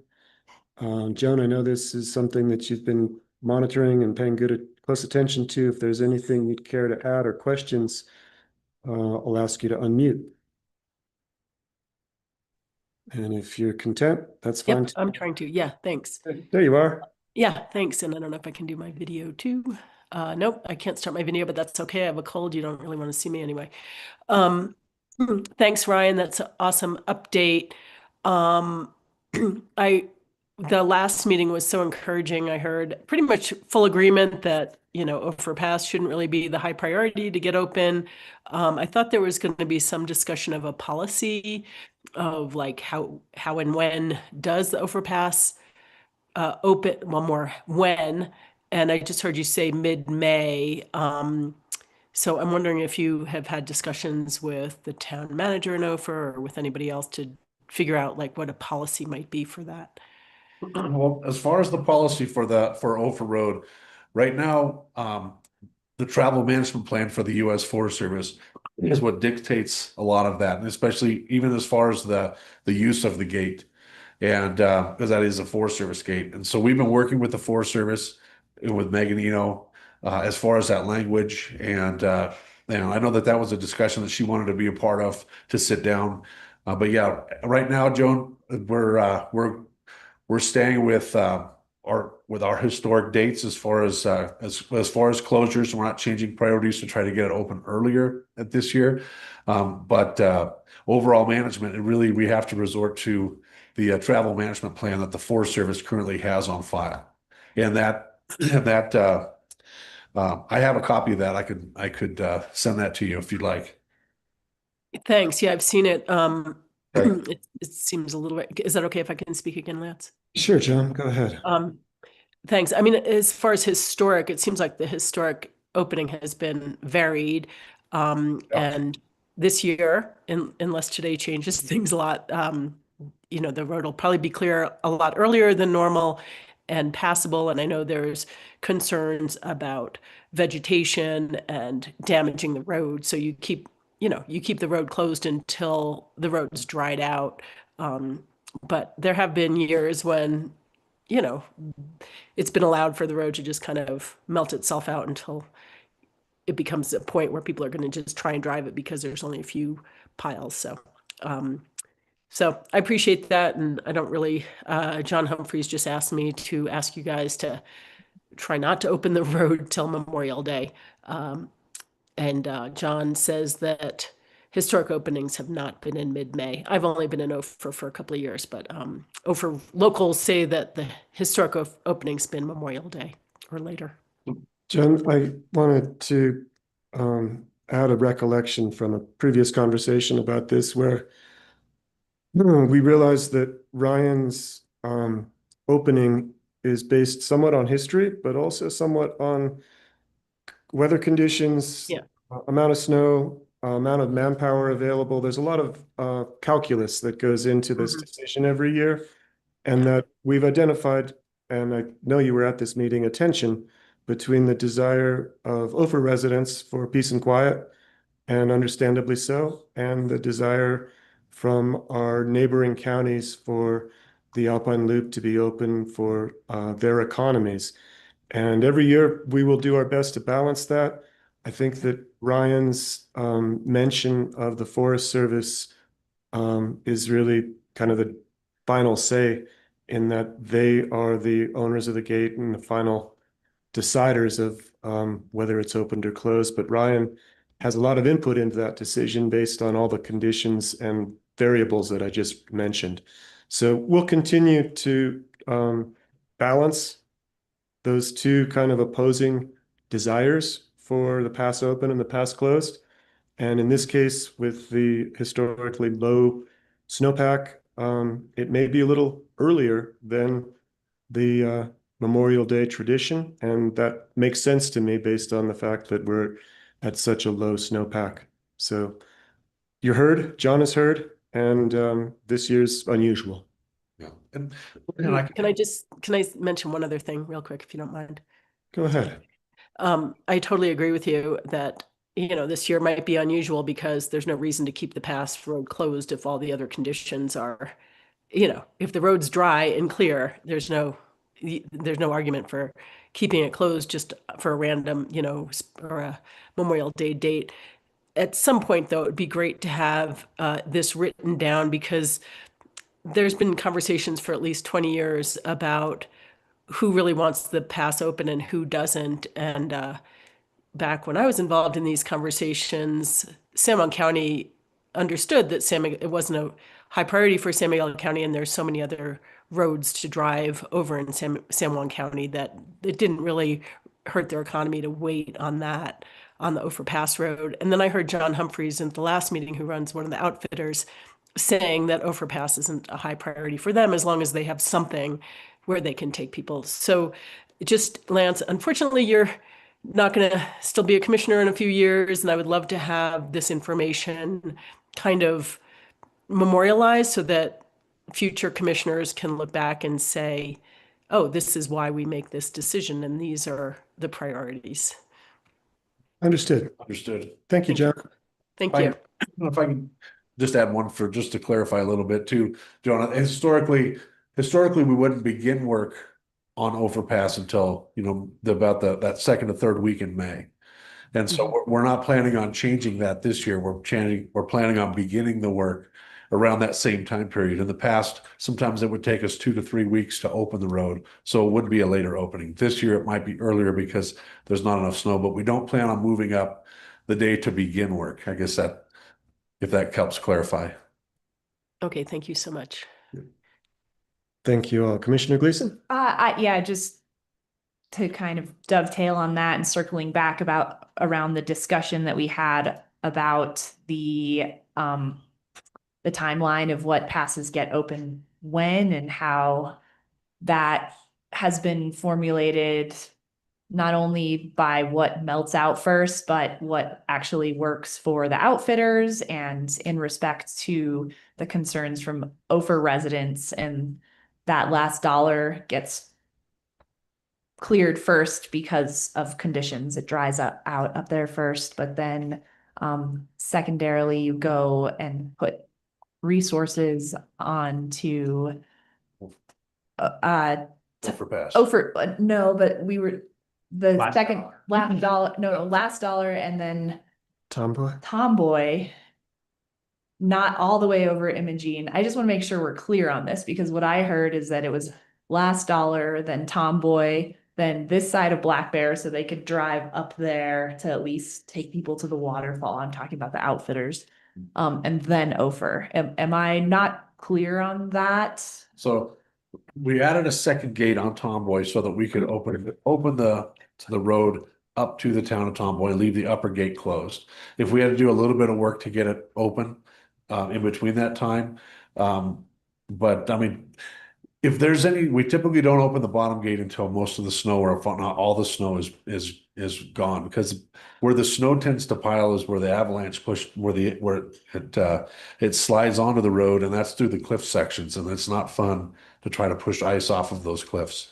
So we usually wait, and then there'll be a couple sections where we have to send a backhoe up just to get some of the mud or some of the other debris off the road. If we do have to clear some snow, then we'll do it at that time, and then we'll get up and swing the upper gate, and then the traffic can get up there, the Jeep companies and traffic can get up to the old town of Tomboy. But we've always gone from, as far as the dozer work and the main work, from Last Dollar and Ophir, and then Tomboy, and Imogene, and then over to Black Bear. So we've added that. We added that second gate to try to get them up to Tomboy sooner. So that'll be open in many cases before we even have Overpass, or around the same time that Overpass is open. Okay, thank you. Yeah. I have one last question, if that's okay. Yes, please. Go ahead, John. And that's just how about on the other end of the season? Like, when will the gate be closed in the fall, or does that get closed after the winter? So those roads are open until they get, as far as the forest plan, those roads are open until they get until they're made impassable by snow. And usually when they're impassable by snow, we can't make it to the locations of the gates until the snow recedes. And once the snow recedes to that point, then we swing the gate. So typically they're just closed in the springtime, and it's just to allow it to melt, and then the road to dry enough so that so traffic can resume. Yeah, those dates are in that plan, and I think it's May 15th and December 15th. to November. Yeah, May 15th to November 30th. Great. Thank you. Thank you, Ryan. Appreciate you making time to come give us that update. And I know that you'll work on getting that sign on the San Miguel County, San Juan County side. We'll get a sign. Yeah, we gotta bring the barricades over there too. Okay. We want to get up to look at the rocks and see how it's. Okay. And if the rocks don't seem like they're sufficient, let's put the barricades in. Sounds like the road's clear and we can do it. So. Yeah, and they do, Bolster yeah, that. and San Juan did say that they did put a barricade and a road close sign at the top as well. Okay. Great. Thanks for all that outreach and coordination. It's yeah, wonderful. And I appreciate their creativity because, you know, what we're trying to avoid is circumnavigation of a gate, and sounds like they have that in mind. Yeah, and yeah, I think it's not just us, but there's other counties that are kind of experiencing the same issues and challenges, and so it's in all of our interest to work together on them. True that. Thank you. Yep, thank you guys. It is 11:15. We're spot on. And we are now going to sit as the San Miguel County Housing Authority. And we will be considering requests from Elizabeth Forsyth for exceptions to the rural homes for sale for locals, affordable housing regulations and guidelines, particularly 5.2.4 continuing residency standard and 5.2.5 ownership of improved residential property. Pamela Schifrin, the Executive Director of SMRHA, is here with us, and I believe the applicant is with us as well. Yeah, I'm here on Elizabeth's. Great. All right, let's have Pam start, and she will set the stage, and then if you want to come up now, we'll put you at a microphone so that the folks in the Zoom can hear you as well. And when Pam is done, we'll ask questions of Pam, and then we'll turn to you, and I don't remember your name, but we'll get to it. Norm Tarigny. Hi, Norm. Welcome. All right, Pamela, good morning. As stated in the memo, and just now, the applicant, Elizabeth Forsyth, owns Opinion Park property. They recently won a lottery for a town of Telluride property. So they need to move forward on both of these properties, and the town of Telluride, with their purchase and sale agreement, has agreed to allow them to rent the property that they purchased or can purchase via lottery until they can sell their Opinion Park property. So this is a little unique by the town to do so, but therefore Elizabeth would be moving from her Opinion Park property to the town while that is listed. And so therefore she would not have a residency in her Opinion Park property as required. So at the same time that her intent to sell, we are requesting an exception for the continuing residency standard. And then also precautionary, the ownership of other property in the event that something changes and they can purchase the Telluride property prior to selling the Opinion Park property, which is not the case at the moment, but may be, and then also potentially rent that. Thank you, Pam.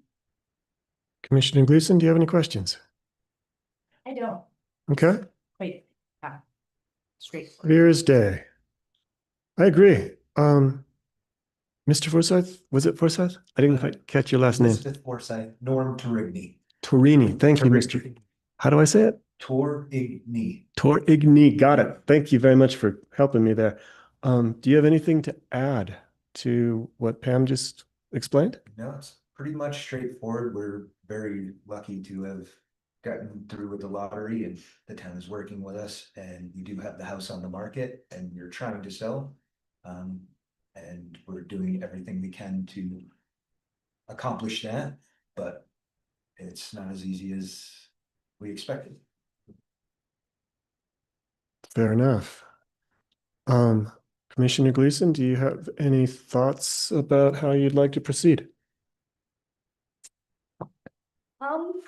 I mean, we've navigated similar exceptions by setting some time parameters around the exception grant period. And perhaps we should explore that. Okay. To just stay with precedent. I don't know if you could give us any feedback on what would be reasonable, and maybe a revisit with this board at a certain time. I don't know, Lance, you've been through a lot of these, so perhaps also you have some suggestions in this vein. I do actually. At the tail end of the staff memo, there are some conditions listed, and those do have some dates. Are you in agreement with those dates that we've got written already? I am, I have no objection to them. Okay. Are those, The dates that have been put forth, If I may, the town has entered a one-year lease with them. Okay. So their timeline is the year. Okay. As well, it wasn't on my memo, and I apologize.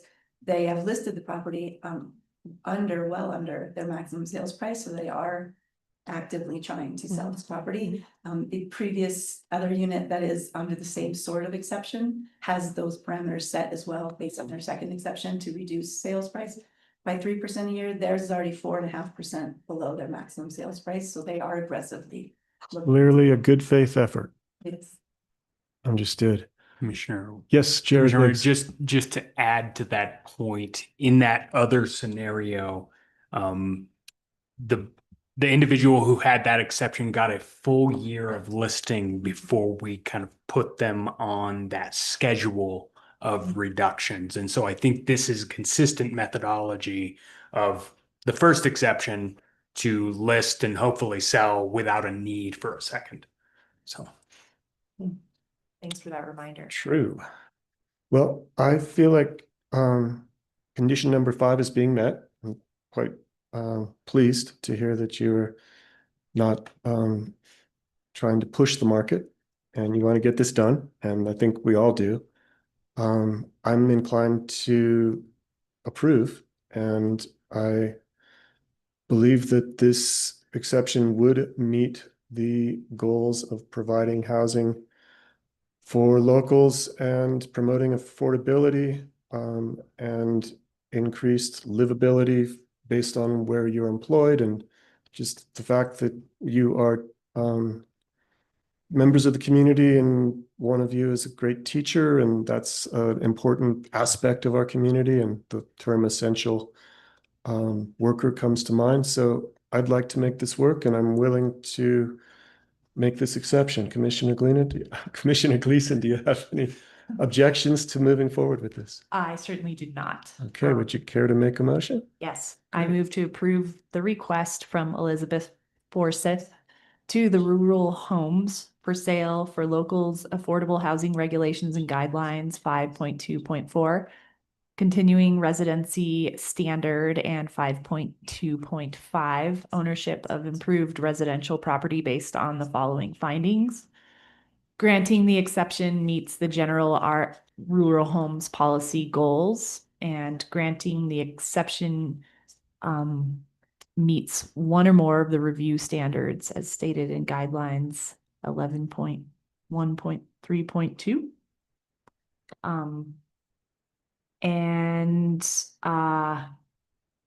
The conditions set by SMRHA staff. Number 1, applicant shall enter into an exception agreement within, are we complying with all 5 of those conditions? I would think so. Is there one that's catching your unawares? The first one, but I just wanted to make sure we're clear on this. So, following up, consideration of the following conditions. 1, applicant shall enter into an exception agreement within 30 days of this hearing date.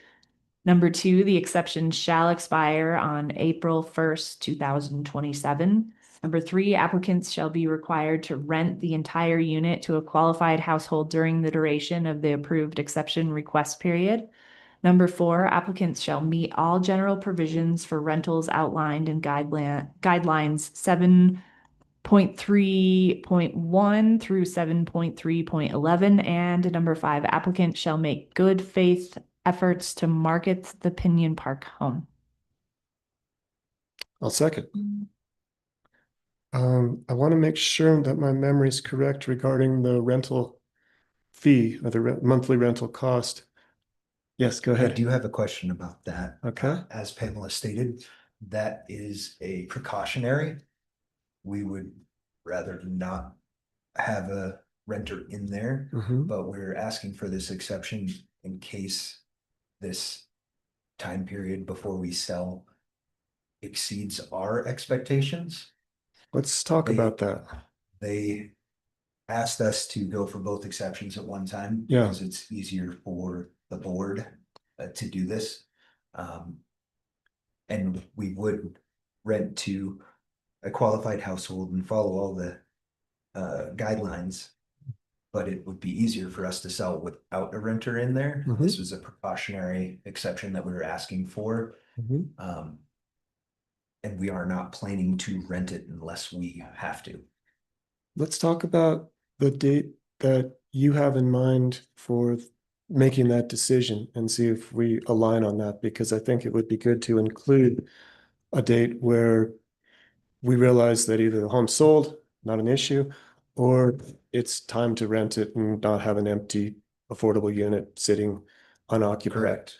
Do you have a date in mind? Do you have a number of months that you think is well, reasonable? We haven't really set that date in our idea.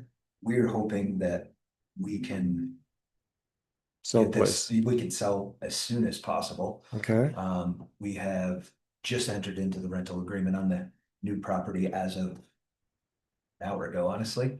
So we're still in the process of combining households and moving. Yeah. Do you have? I was an going to say idea? 6 months. That would be agreeable to me. I just made that up, but it feels reasonable. It was kind of the seems number like, that was popping into my head too. wow, So. thank you psychic. for- And I would hope rolling into the spring, it's a really great time to sell homes. Hopefully you'll have good fortune. Elizabeth will have good fortune in the next 6 months. Get the deal done. We hope as well. Who's got a quick calendar? Maura, did you do that? Oh, calendar, I that would just be need to- October 1st. Thank you. So could we amend, I'm gonna suggest an amendment to the motion on the table Hmm? to revise condition 3 to state that if the Pinion Park home is not sold by October 1st, 2026, applicants shall be required to rent the entire unit to a qualified household during the duration of the approved exception request period. Thank you. Do you accept that I amendment? accept that. And I appreciate you helping us get the language spot on. I will second the amendment as presented, but I see Jared's got a finger up. I just did want to remind before you take action on this motion, this is a hearing. And so I don't know that anybody really wants to say much about it, but Let's I find out. would suggest that we entertain public comment. I thank you. And before we vote, we will open the floor to public comment. We'll be very quiet and see if anybody raises their hand. Seeing no hands up, we'll close public comment and we will vote. How do you vote, Commissioner Gleason? Aye. Aye as well. Motion carries unanimously. Let's get her done. Well, thank you very much for your time. You're welcome. Appreciate you. Thank you, Pam.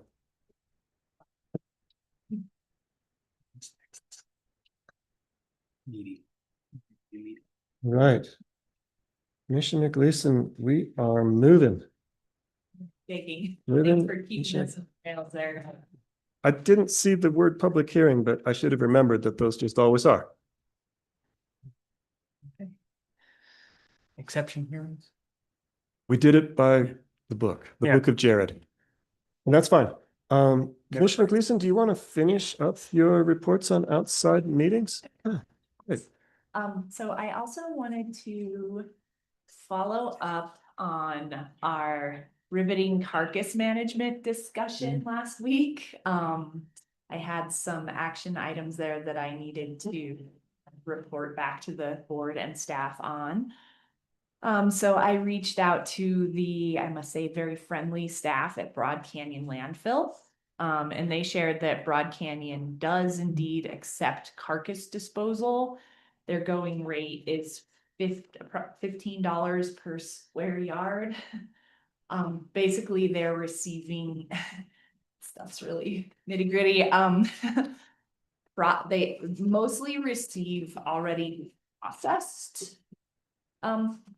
animals. So that's why it's kind of by that per square yard increment. They say that she said that carcass disposal is rare at their facility and that most producers in the region operate their own burial waste pits. So it's not a common thing that they see there, but they do accept that kind of disposal at Broad Canyon. Did you get a estimate of how many square yards per cow? Is that a a 10-yard cow or? No, I think it's less. I'm picturing a Picturing a 3-yard cow. cow to be about 3 yards. But I don't know. Then she didn't know either. Right, it doesn't sound Yeah. like the cost per yard is It's prohibitive. It's not a prohibitive cost, I agree. She was very kind and shared that every now and then someone brings their very beloved horse and they give it a very honorable burial. Not in Not by yard? not by yard. Okay. And generally take like a donation in that instance. But that is different than like livestock, deceased livestock, kind of a different scenario there. So then I followed up by connecting with our San Miguel Basin CSU Extension Director, Annika Christensen, and she had lots of really useful information and shed some good light on the topic. So she also confirmed that on-site burial using backhoe and the use of waste pits are the most commonly used practice here in San Miguel County. And this triggered some thought process around CDPHE compliance. For example, setback from water sources and burial depth. I think it should be around 4 feet to cover. And so this could be an opportunity for education among the producer community. And she feels that bringing animals to the waste facility is definitely underutilized because of logistics and cost. And Annika shared that Wrights Mesa losses are mostly from non-predator causes, illness, weather, etc. And she ventured that there are dozens to potentially hundreds of livestock losses annually across our broader region, with all causes combined, but most likely none from wolves at the moment, in a given year so far, right? And I asked her if she feels producers would be open to a county stipend for landfill disposal. And her short answer is yes, but with conditions. Cost offset matters, but also the process needs to be clear and simple without complicated paperwork or delays. There's also the issue of timeliness. Dead animals need to be dealt with quickly, especially in the summer months. So even with a stipend, loading a 1,200-pound animal is an issue, and not all producers have the equipment. Hauling from Wrights Mesa or the West End is also time sensitive, and most producers are used to handling mortality on site. So she thinks we would have to engage the public in some real education around this, and that should go hand in hand with a potential stipend. She thinks the next top thing to just consider would be what happens in the case of major operations where a ton of losses occur at once. This does happen. And so Annika's recommendation would be to offer an optional incentive-based disposal at Broad Canyon, but pair it with mortality composting education, and or pilot sites, and giving clear guidance on best practices and why they are important. And she suggests beginning by targeting high-risk scenarios like predator conflict areas and disease concerns. And she says that the extension office can totally step in with education. And without addressing logistics and behavior, a stipend program would be lost on us here. So, you know, we can continue to discuss. I think the whole premise of this is to get in front of the potentiality of wolf conflict in the county. Okay. Yeah. I am not feeling like this is top priority. Agreed. I agree with Annika's assessment that most producers are accustomed to dealing with mortality on their own, and that based on the Broad Canyon discussion, that very few carcasses are brought to them. It's unlikely that a stipend that we could afford is going to make a huge dent. If we wanted to spend enough on each carcass to make sure that it happened, it would have to be more like a reward system than a stipend. Right. And based on what you said that I hadn't thought about, which was the awful possibility of a pandemic affecting a number of animals, I don't think we want to set the reward amount high enough that suddenly we're having to scramble to find budget for that.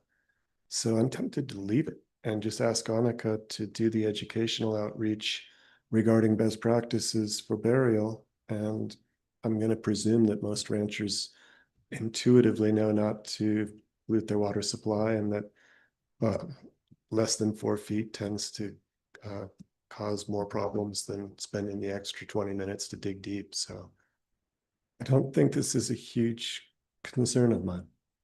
I absolutely agree. I feel, you know, it's worth doing the due diligence to gather the information, and I didn't really know where we were at this moment in time and where, you know, how producers were addressing this. Okay.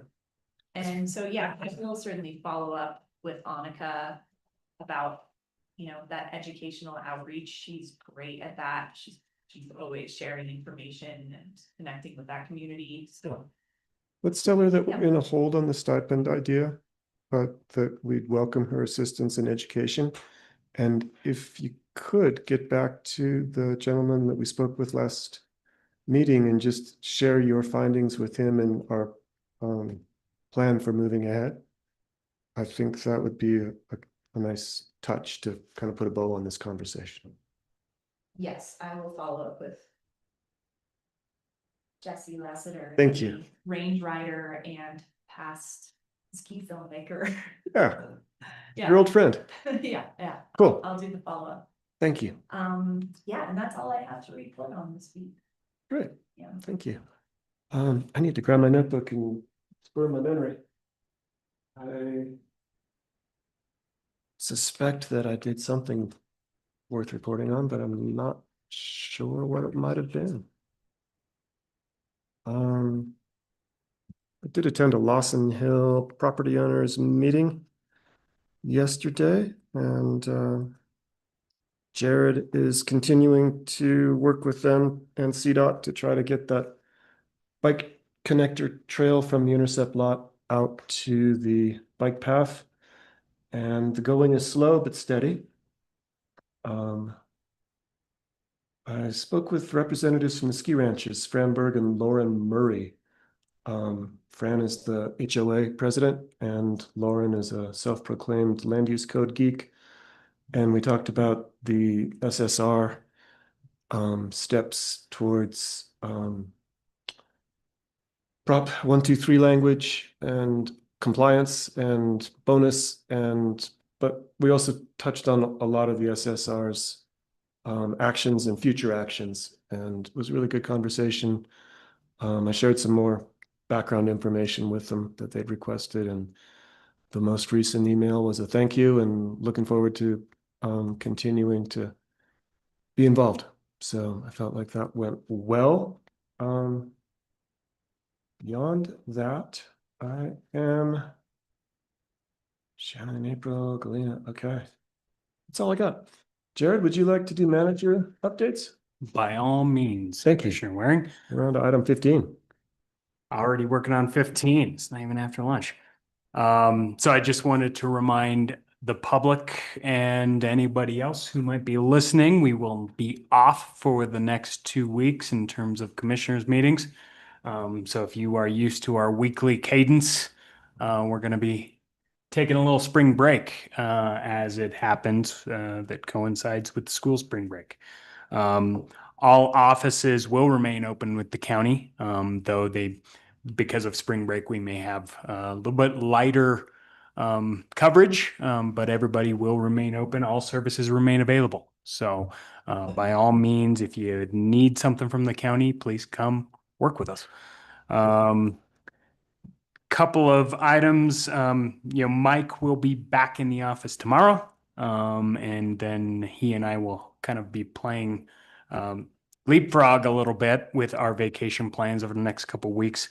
I will be out of the office at the end of next week, 4/9 and 4/10. And then I will also be out of the office at the Colorado City and County Managers Association Conference the following week on the 15th, 16th, and 17th. But I will be available just in conference mode at that point in time. And Mike has one trip planned, I know, but he will be around all the remainder of spring break as well. Wanted to call attention, we will have an SMRHA board meeting on the 13th of April. And that agenda is still pending, but that's what I was asking Pam just to be clear and to make sure we mention that is happening on the 13th. I have a discussion this Friday with the Telluride Fire Protection District, along with Mike and a few others and planning staff about, again, their conceptual plans of amendments to their Placerville fire station number 3. So they're continuing to explore their options and opportunities in that. And as the county is the landowner for that, or the actually, since it was granted to us from the BLM, we have what's called a patent to use that property for both fire departments and for a recreational purposes. So it's an interesting nuance of what we are allowed and not allowed to maybe use that property for. And we're negotiating that with the fire district. What else? As commissioners, I'm sure you know, there was a wildfire start yesterday, about 2.5 miles northwest of the airport. Kudos goes to Telluride Fire Protection District and our sheriff's office. They had it managed, and obviously the weather couldn't be more timely for that kind of scenario. Still, the conjecture is that it was a lightning strike that started the thing, but I think it is a fitting reminder of how absolutely weird this wildfire season might be. That here we are in the last day of March, and we had a wildfire start within our county, which we would expect maybe on the west end, but this is pretty close to our east end population centers. So I know I was hoping that Dan might be zooming in here to talk about some of their efforts, but I know that they are working on wildfire preparedness planning and potential fire restrictions coming up as soon as is reasonable to put them in place. So I was waiting for you to expound on it, Commissioner Waring, but the housing code update conversation, we had the joint work session last Thursday. It was well attended. There was a lot of good conversation. And we did have a meeting with Logan Simpson, our consultants on that project yesterday, to kind of plan our next steps, and just wanted to let everyone know we'll be sending a doodle poll to the SSR members we may include some other questions that we want them to answer in terms of next steps, particularly on both the phase one, which is adoption of the accelerated housing review process, but also phase two, which is a myriad of other land use amendments that will be hopefully finished up in the coming month or two to be presented to the Planning Commission and Board for consideration and action. But that was a great meeting. Just to follow up from last Wednesday's meeting, we did submit a grant to DOLA for a housing planning grant for a housing action plan per our requirements in statute. So that has been submitted. Thanks to Ramona and Drea for all their great work on that. And then the only other reminder, I've been working this past week with James Van Hoosier to continue moving steps forward on our Fruin evaluation, the evaluation of this space. So we're working on the contracting requirements with the consultants to evaluate our space and our parking as we had discussed when we hammered out that MOU, I think 2 weeks ago. So, and with that, I'm happy to answer any questions you all might have. No questions from me. Me neither. Jared, thank you very much. Glad that you are getting a little time off, and yet still keeping the, still guarding the castle, keeping the county rolling. Maura, do you want to give your update on litigation? Sure. Under I can do 17A? that. Thank you. And in the theme of updates, I will just remind the board that I will also be out of the office a bit in the coming weeks. I'll be remote on next Tuesday, April 7th. I'm presenting to a class of law students at the CU Law School in Boulder. And then I will be out April 8th through the 17th. I'll be out of the country most of that time. Nancy will be around and available, and I can be available with some lead time if anything real pressing comes up. And then in the packet, I provided the Q1 litigation update memo. Not a whole lot of note there that I haven't already mentioned. In particular, I think the biggest update is that the U.S. Supreme Court did take review of the Boulder County iteration of the climate damages litigation against Suncor and Exxon. So we'll be tracking that. Unless there's any other questions, I don't have anything real big to note on that update otherwise. Sounds like we'll know more in October 2026 if we're lucky. Yeah, we're expecting the oral argument to be scheduled in October, and then there's some lag time until opinions are issued, but so that may come later in the year, early 27, but we'll keep you updated.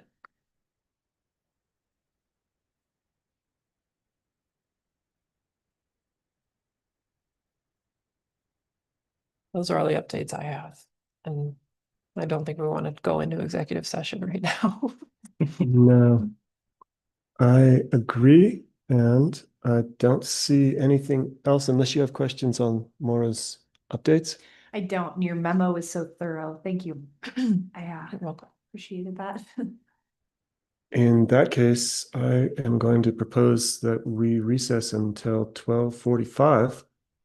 And we will return and pick up our agenda where we left off. Thank you all.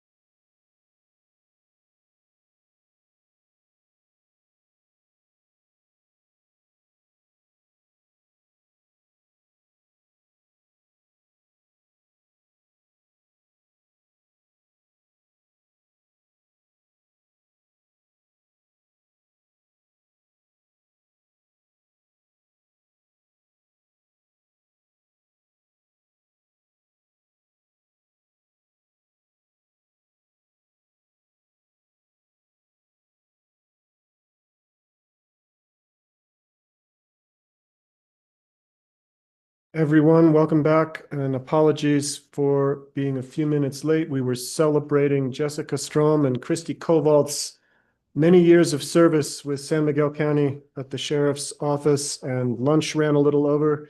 And then there was speeches and cake and general celebration. But we are back and we are ready to commence administrative matters. This is item 12A, and this is consideration by the Board of County Commissioners of a recommendation to deny the petition of abatement or refund of taxes for RRMV LLC, and it's ABMT 2026-7. Before we start, Carmen informed me that the noticing requirements were not met for these abatements, and that if the petitioner would like to continue this matter, we are happy to do that and would pick it back up on April 23rd, correct, Carmen? 22nd, excuse me. So I am looking to see if I can find the petitioner on the Zoom, or is the petitioner in the room? No? Okay. Don't see any Petitioner's not here. Maybe that's a sign, but I'm not sure of what. We were supposed to start at 12:45. If he's not on, I would postpone both of those.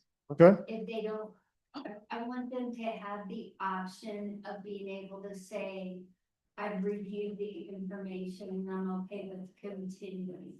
Okay. But since I don't have confirmation from either in person or online, I would like to continue these till April 22nd, send them a new letter showing all the information to them. And Understood. I apologize. We changed some things and we're gonna do better from now on. Thank you, Carmen. For those of you on the Zoom call that couldn't hear, Carmen expressed the need to postpone both these abatement hearings, and we will pick them back up on April 22nd. So we're going to continue until then.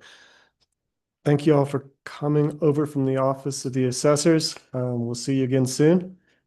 And I'm sorry we couldn't get enough business today. Yeah, we can see if 105 shows up. I Okay. don't know that one, but if he does, he did receive the paper, the backup later today. Just to be clear, it's not a statutory requirement. It is in our letter, we respond that we will give him the other paperwork within 3 days, and that's what. I think I that didn't follow we up. should dot our i's, cross our t's, and keep our promises. So I'm good with that. As far as 105, yes, we should wait and see, and if the next petitioner is available, we can proceed if they're willing. So, Drea, would this be a good time for you to give us a housing update? Thank you.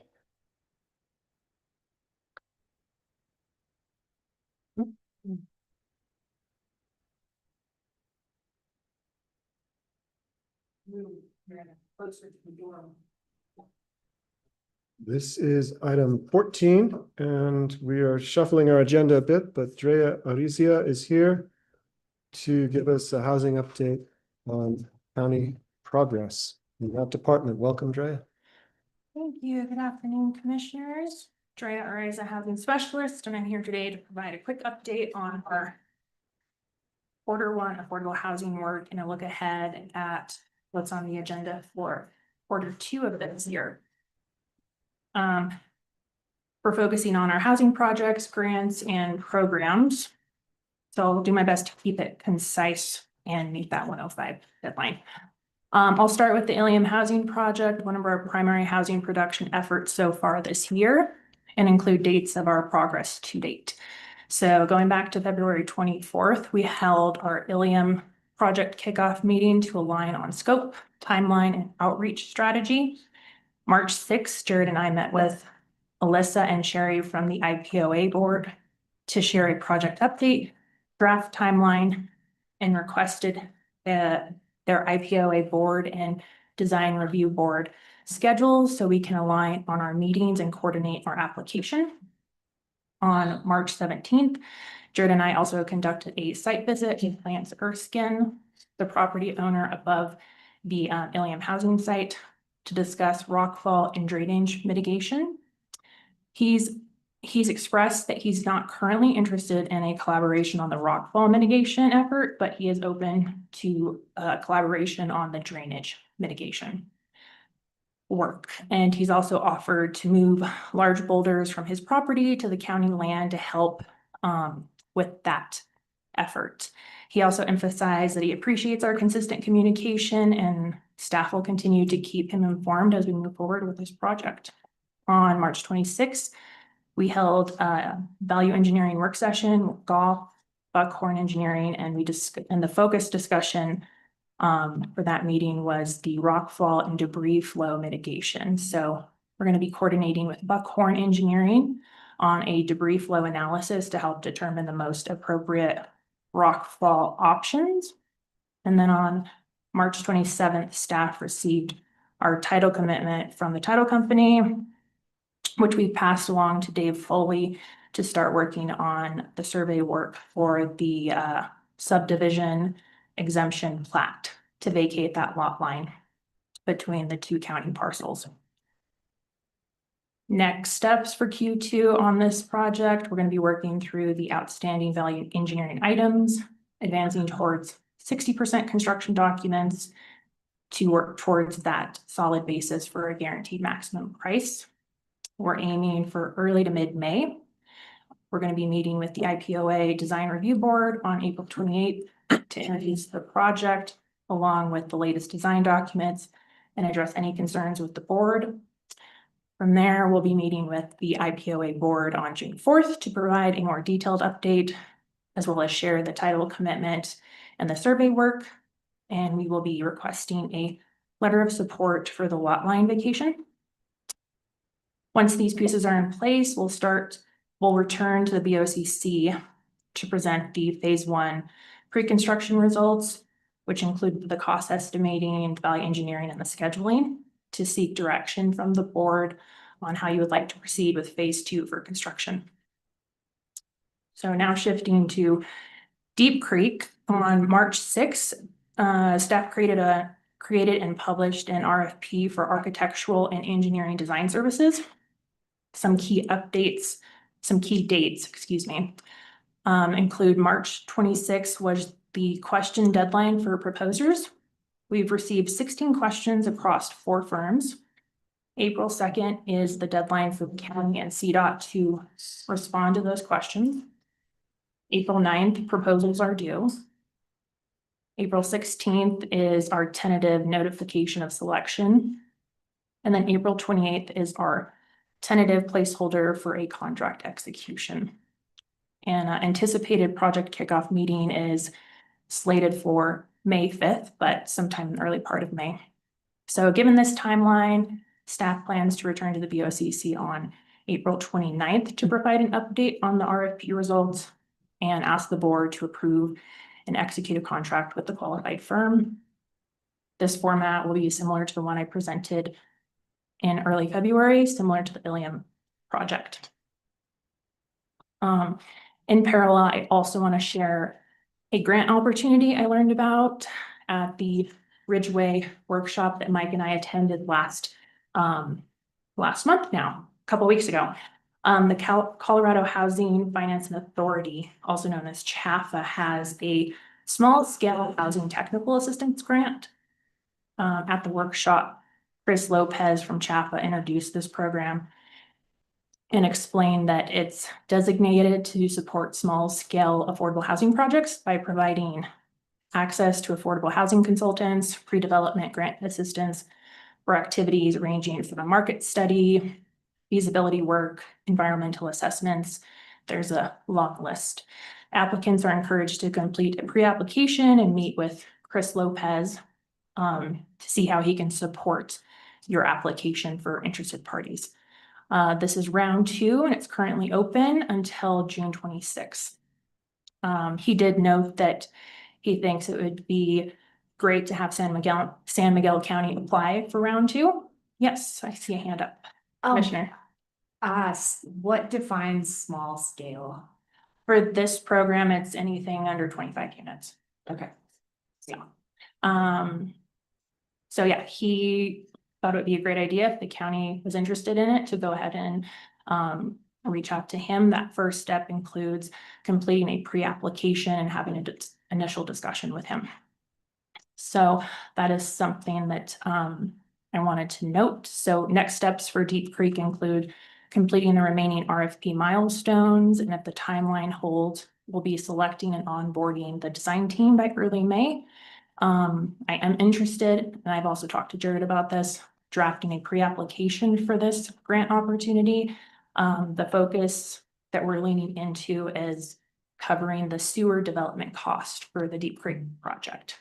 So that will be the focus for the grant application. So more to come on that. Moving on to Pathfinder, on March 16th, Wright Water Engineers sent a cost estimate comparison from 3 pump contractors.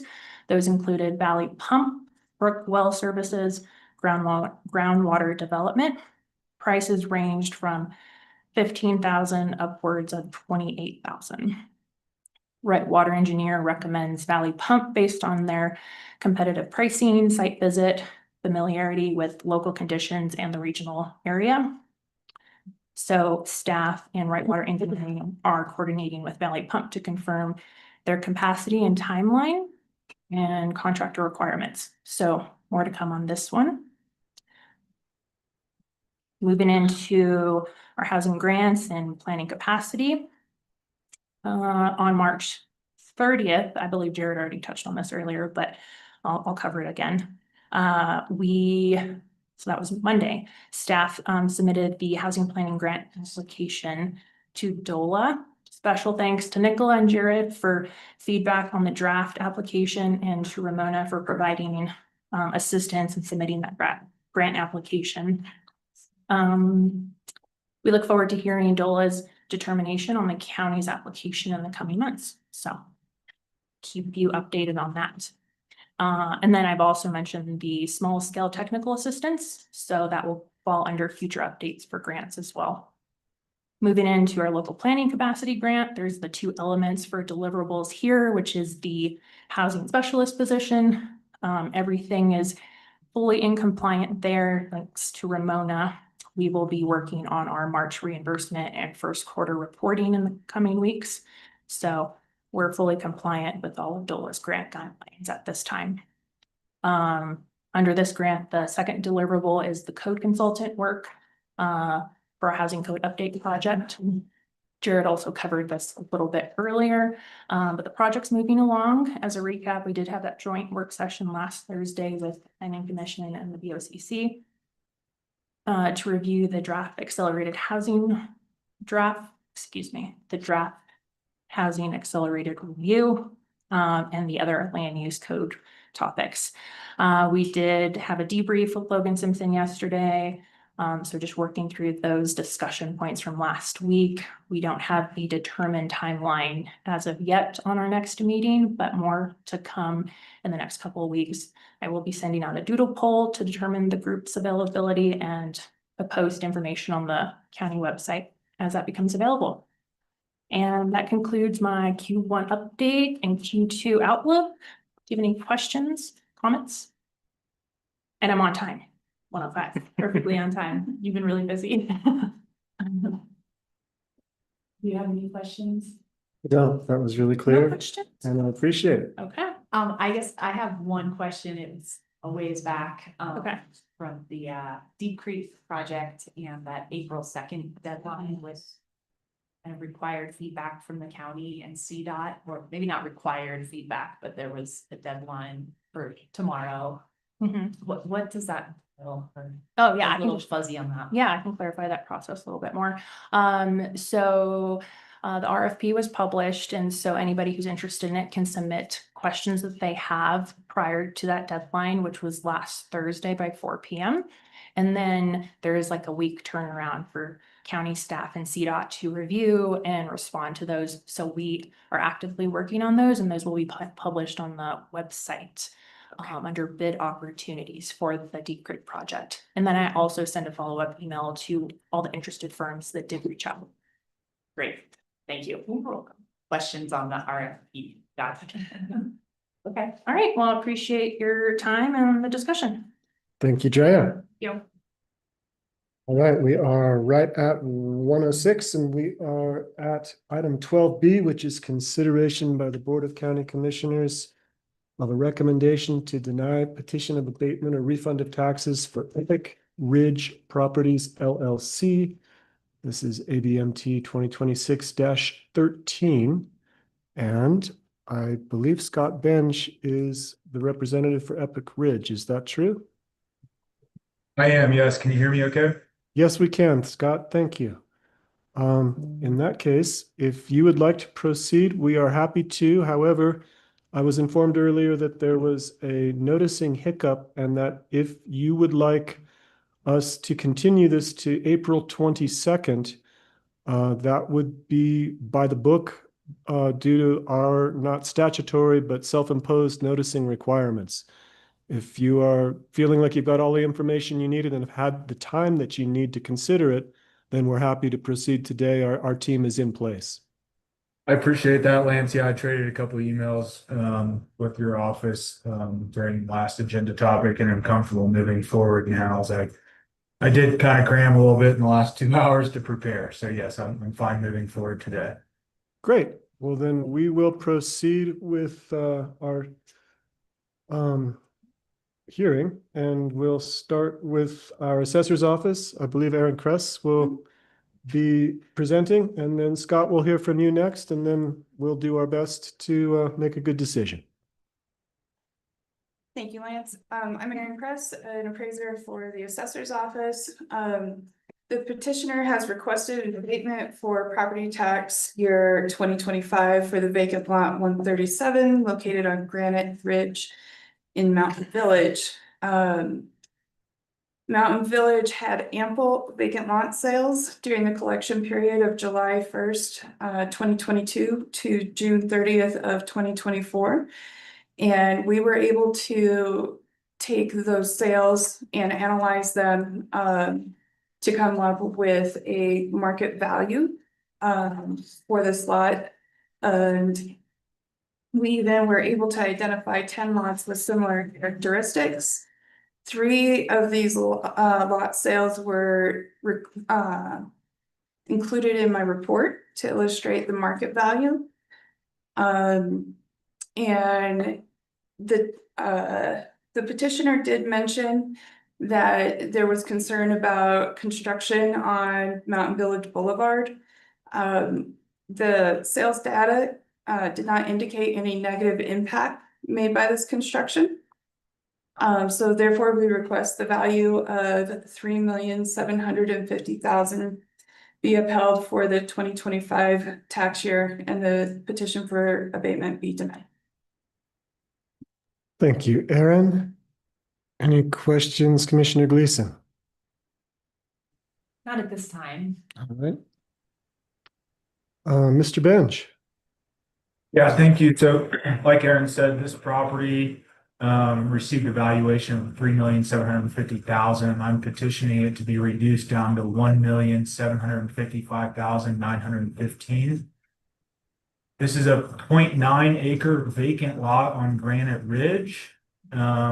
And I guess to first touch on the assessor's narrative, you know, I don't believe that they showed a clear appraisal path to their number, you know, which is required based on comparable sales. It says there were 10 vacant land sales supporting that value, but only 3 sales were actually presented. And it doesn't provide a real adjustment grid and doesn't explain how those sales were adjusted for differences in location, lot size, and other site characteristics before landing on that valuation of $3,750,000. And the reason why that matters is the sales that they're utilizing are obviously not equivalent in size. The subject is about 42,688 square feet, while the assessor's sales are approximately 73,000, 22,000, and 22,000 square feet. which are major size differences and, you know, without quantified adjustments, simply calling them similar would not be enough. Also, I'd really like to point out the assessor's own report undercuts one of its most important comparables, which is sale number 2 at the 5.5 million. The narrative says that the realtor indicated the price reflected a specific buyer desire and doubted the price could be replicated in the current market. So, you know, utilizing the assessor's own description, I believe that, you know, that's really technically not a arm's length transaction and should be discounted. I believe my valuation by contrast is extremely transparent. You know, I requested the value of we'll call it 1.7 million. And that number was derived from identified land sales and indicated per acre value of market conditions adjustment, and then application to the subject 0.9 acre size. So that's a number that can be followed and tested. And then I think really importantly, my analysis also used the subject's own prior sale from April 6th of 2022 at 1.7 million, which is direct market evidence for this exact property. That prior sale is far more consistent with the conclusion than with the assessor's exorbitant jump to 3.7 million. You know, having said all of that, obviously, as everyone knows, the Four Seasons construction project, you know, the Granite Ridge has to access this lot, has to go through that Four Seasons construction zone. It's right beneath it. You have to go through that stop sign, and you know that's going to impact this lot for several years to come. So I honestly think that should be taken into account as well. So I think those are my main reasons for respectfully asking the board today to grant the abatement and reduce the value to $1,755,915. Thank you, Mr. Bench. I am wanting to hear a response from our assessors department, perhaps from Aaron, regarding Mr. Benj's mention of adjusted and size difference and how those calculations were made. I understand if you didn't show your work, but I'm sure you made those calculations. Can you give us some more information there? Yeah, so lots are valued by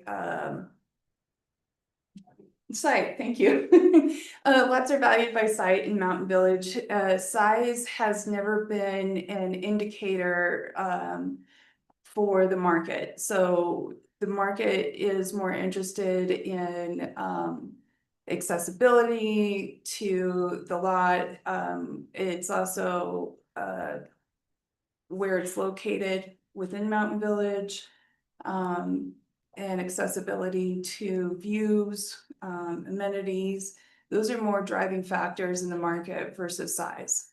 If the lot is buildable, then those items are more important to the buyers versus the actual size. So we value everything by site versus by acreage. And so we were able to establish values based on the sales that we did collect. And as I stated, we just illustrated 3 for the report, but there were 10 sales within the time period that were of similar characteristics that were used, and there were even more sales. I think there was 37 vacant land sales in Mountain Village total that helped us establish the site values. How would you respond to Mr. Benj's assertion that the second sale that you presented was not at arm's length? Patrice, did you want to add something?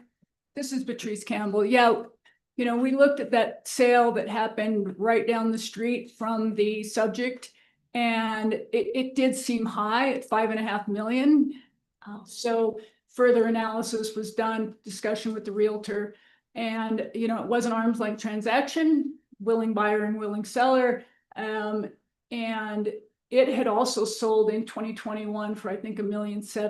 So that was one clear indication of the market up there, that those were superior lots.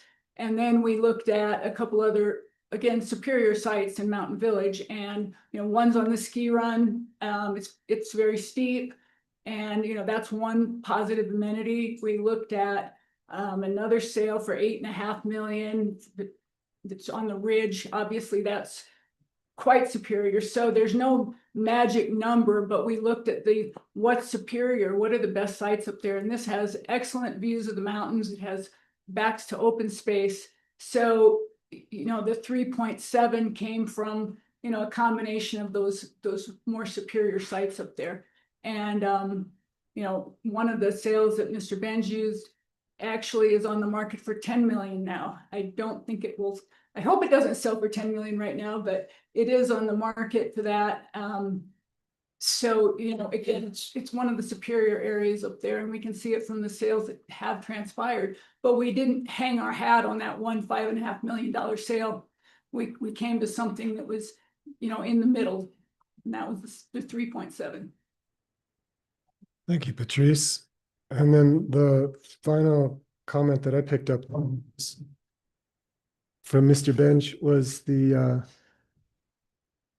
construction traffic, and this lot is close to that. Were any of our comparables also going to be affected by the Four Seasons construction traffic? We don't know. The market will tell us going forward, but at that point, Yeah. again, we didn't have anything to tell us that the construction was making an impact.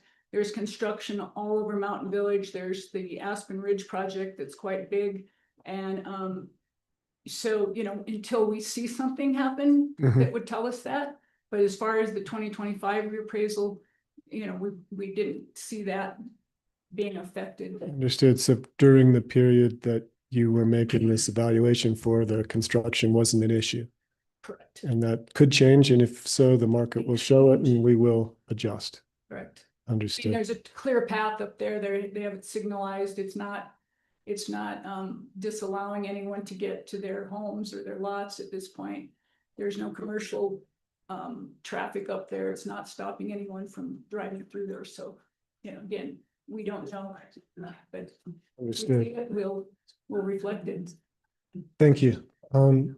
Aaron, knowing that you had a total of 10 comparables and chose to share 3 in the packet, was that just to keep it simple for us commissioners, or was that because these were the most relevant and most likely to be considered superior and closest? They were the most relevant.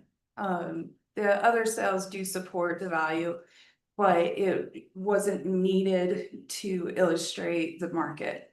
You know, what we shared were, let's see here. On page 3, you know, we shared the lower value that is close to the value that we have the subject at. Sale 1 and sale 2 and sale 3 are much higher than the subject value.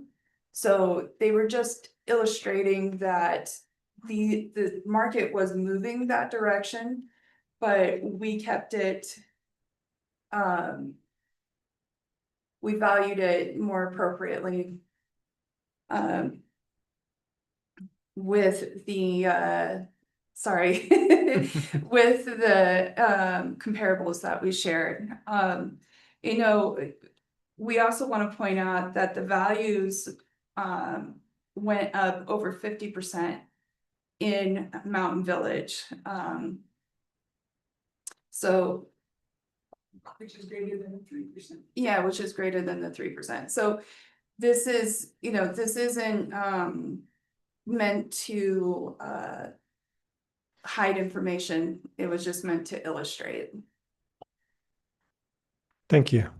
Commissioner Gleason, do you have any more questions you'd care to pose? No questions, but I will just state that 35 to 50% increased valuation, average increased valuation in Mountain Village properties during the time period that we're looking at here is, you know, I saw that rationale in this valuation, and I'm sure that list of 10 properties all reflect that, for the most part. Yes. Yeah, that increase is, I think, what we're looking at here, and that reflected in value. It's just the market increase was quite significant over the last 3 years. Yes, it has been very significant. Well, Mr. Benj, I did my very best to query all the points that you brought up, and I'm content with the answers I've heard. I would like to offer you another opportunity to follow up or add another point if I missed anything. Otherwise, I think we may be ready for a little more discussion and perhaps a motion. Yeah, I mean, just at that last point there, they've seen a 35 to 50% increase in Mountain Village sales over the past 3 years. Is that my understanding of what was just said? Yes. So there's 135% increase on this valuation from 2024. So I think that, and there lies the proof is in the pudding there that this is, grossly overvalued. And again, I think, we should do it. It is. The 50%, it's, we're talking about an average, right? There's some property or some sites do get increased more than others. And is that increase in this case due to its superior nature? In this case, yes. And the 3 properties that you listed here, as comparables, those reflect those similar increasing due to their desirable, quote unquote, location and yes, valued by site, which is how you're looking at the Mountain Village. Thank you for that. That is something that I learned in this hearing so far, is that is what you're valuing Mountain Village properties on, not necessarily parcel size. I am not able to do the math in my head and come up with the percentage increase for the other examples. But if anybody is quick enough, or maybe we're missing the initial purchase price, not on the subject, although I would be delighted to have confirmation that Mr. Benj's math is correct. I'm sure it is. Yeah.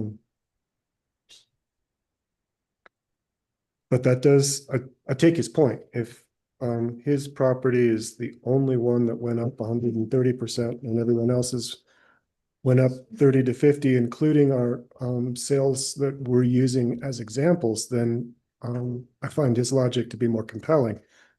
I'm not sure if we can do that math quickly, but that would help me understand. Sarah, do you want to speak? I think, yes.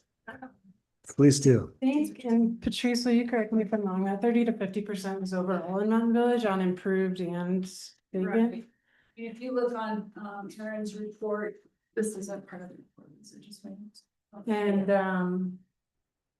Yeah, vacant land, if I'm remembering correctly, tended to go up more than that due to scarcity. There are fewer and fewer vacant lots available in Mountain Village, especially these nicer, beautiful views type lots. And so those, types of property where there are fewer and fewer of those, we saw bigger increases than the average, which is where the average came from. Thank you. That's helpful to understand that the 30 to 50 number was across the village baseline and not indicative of desirable vacant properties. Yeah. Patrice had a sale or a lot that she had pulled up where it sold in April of 2021 for 1.675. And then it sold again in October of 2023 for 5.5 million. This is the nearby lot that we were talking about. So that was a 228% increase in actual sale price. So much higher than that 30 to 50%. But again, that's the exact comparable sale that it was not at arm's length coming out of the horse's was- mouth with a It realtor. was arm's length. It was absolutely arm's length. It was just, everyone agrees that it was sort of an anomaly of a sales price. Right, so I think that should not be considered. It was an outlier, but it was arm's length. It was a valid, legitimate sale. I apologize, I didn't mean at arm's length, I just meant it's not a proper comparable sale in this situation.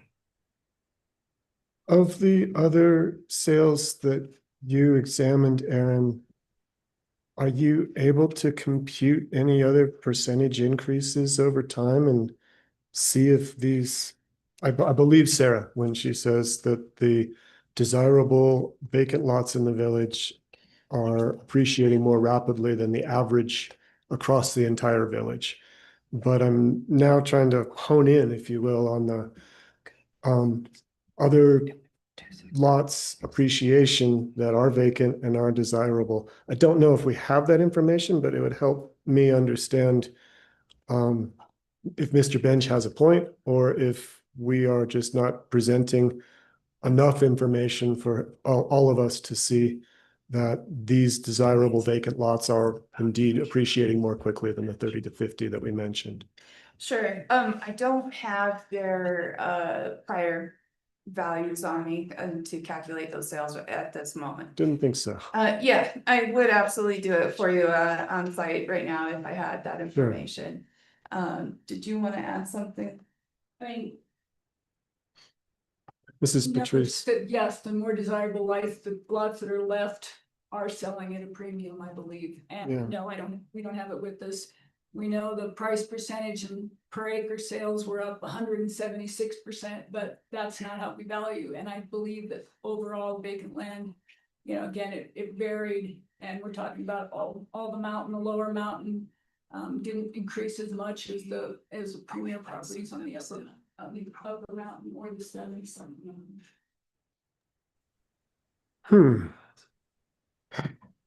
I'm Jared Biggs, go ahead. I just wanted to, I'm playing with math and that's a dangerous thing. I get that the assessor's office does not value these properties based on lot size, but I simply just did the math based on lot size. And if you use the same comps in the table and the lot size, the valuation is insane, right? It's $9,727,000. And even if I take the lowest of those three comps, it ends up at about 2.1 million. So, if we just use one comp, we're still in the ballpark, right? And so one of the things I think it kind of shows that they aren't way off with their approach, with the numbers. It's just a matter of, sure, we can slice and dice and we can get 10 more, but I think we're gonna end up in the same ballpark with this effort. And that's kind of cold comfort. But we know the prices have gone up, that there's less inventory, and that is probably going to accelerate the cost increases for vacant land within Mountain Village. So, I just wanted to give that to you for what it's worth. That, just using that comparison methodology really illustrates that this is a reasonable approach to that appraisal. Thank you, Mr. Biggs. Commissioner Gleason, are you at a point where you are ready to make a decision, or do you have more questions, or do you need more information? I have one question for Mr. Benj, and what you provided with some sale dates of, sorry, I'm looking at, you're looking at lot 138, lot 72, and lot 137, and those sale prices, and those are all from 2021 and 2022. And I guess what I'm grappling with here is there has just been such an increase in market value from that time. And what the assessor's office is presenting with us here, it is that these quite desirable lots are few and far between, and it's acreage size isn't necessarily playing into these valuations because it depends on the location of the lot. And yes, that nearby lot that sold for $5.5 million, that was an anomaly, as it were. But in my mind, I'm landing that I believe the assessed value does seem pretty accurate based on what this owner could potentially sell their lot for tomorrow. But I was hoping you could just shed some light on those examples that you shared with us. Yeah, happy to. So, the valuation period is January 1st, 2023 to June 30th, 2024. That's when that 18-month period is what the assessor is looking at for comparable sales.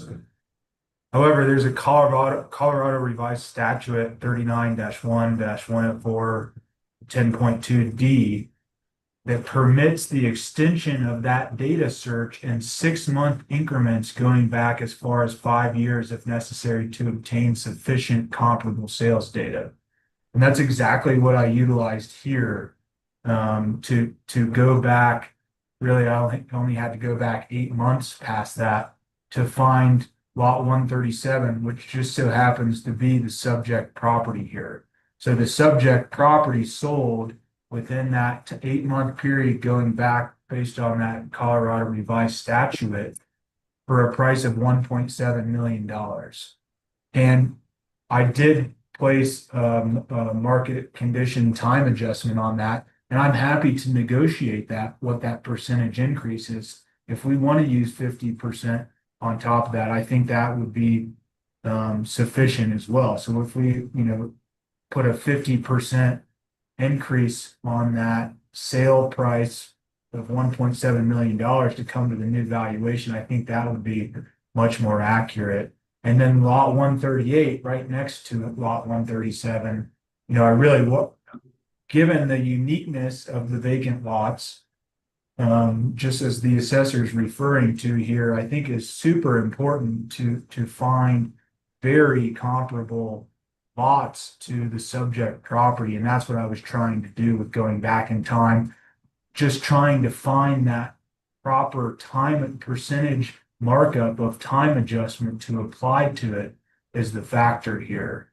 So I honestly don't feel as if the comparable sales that they're presenting here are as accurate as the ones that I am. It's more a matter of what's the percentage increase that we applied to. And if we want to say it's 50%, I would agree to that.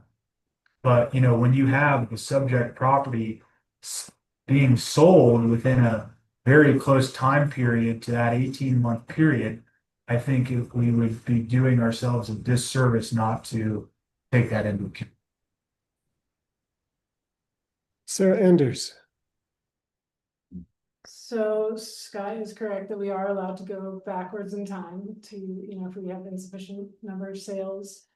We can go back in 6-month increments prior to that statutory 18-month period, which we often do. In fact, in this reappraisal, we used a 24-month sales period instead of the base 18-month period. The one thing though, and he did kind of allude to this, is that any sales, even if it's in that 18-month period, we are required by statute to do a time trending study where we look at what the market changes we're doing as far as like percent increases or percent decreases per month, and apply those to those earlier sales. I would argue that Scott did not do that when he looked at the subject property sale. Even 50% as an overall increase would not have accounted for the total market increase over that 3-year period, 2.5-year period. So, we do that, and typically we don't have enough sales to have a statistically significant time trending number, which is why we rely more heavily on the sales that happened more recently. And we did have sufficient sales in the time period where we didn't have to go back more than 24 months. And, we could rely on those more recent sales.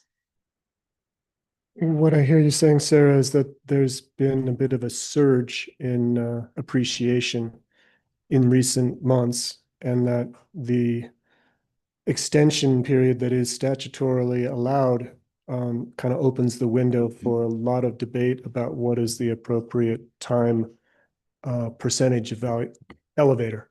And that the closer we can get to today, the more likely we are to have a fair evaluation and not have to make judgment about the appropriate acceleration over time number. That's right. I heard mentioned a couple times, we're not talking about today's value. I mean, it could be argued that values have decreased over the last 2 years. We were talking about June 30th, 2024. So what this property could sell for on that day. Again, we have data, we have evidence that it would have sold for easily this amount on that day. Thank you. I don't see any other hands up in the room, and I am prepared to continue discussion, or I'm prepared to either hear or make a motion. Commissioner Gleason, where do you sit?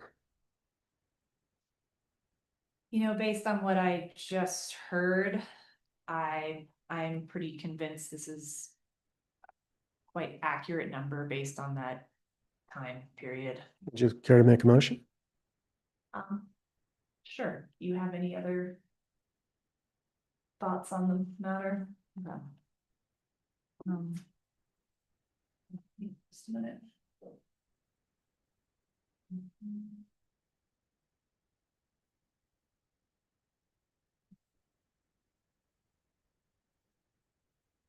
Okay. I move to deny the petition of abatement or refund of taxes for Epic Ridge Properties LLC, ABT. Oh wait, 2026-13, based on the evidence provided. I will second. Further discussion? Hearing none, call the vote. I as well. Motion carries. Thank you all very much for your time, and appreciate you making comments with us today. Thank you.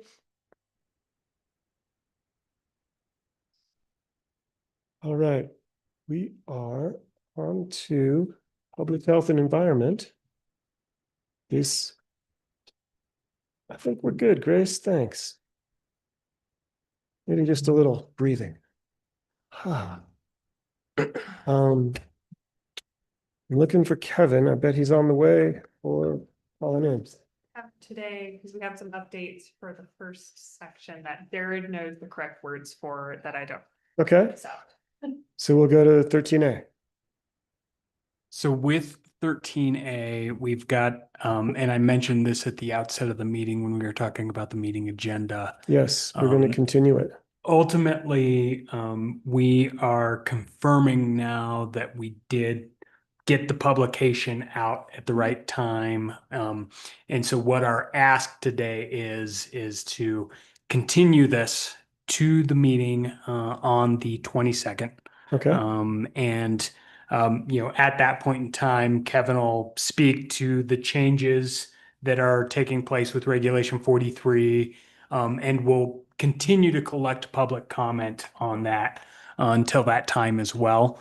But we just want to cross the T's and dot the I's and make sure that everything is right with our publication. And we could not verify that before this meeting.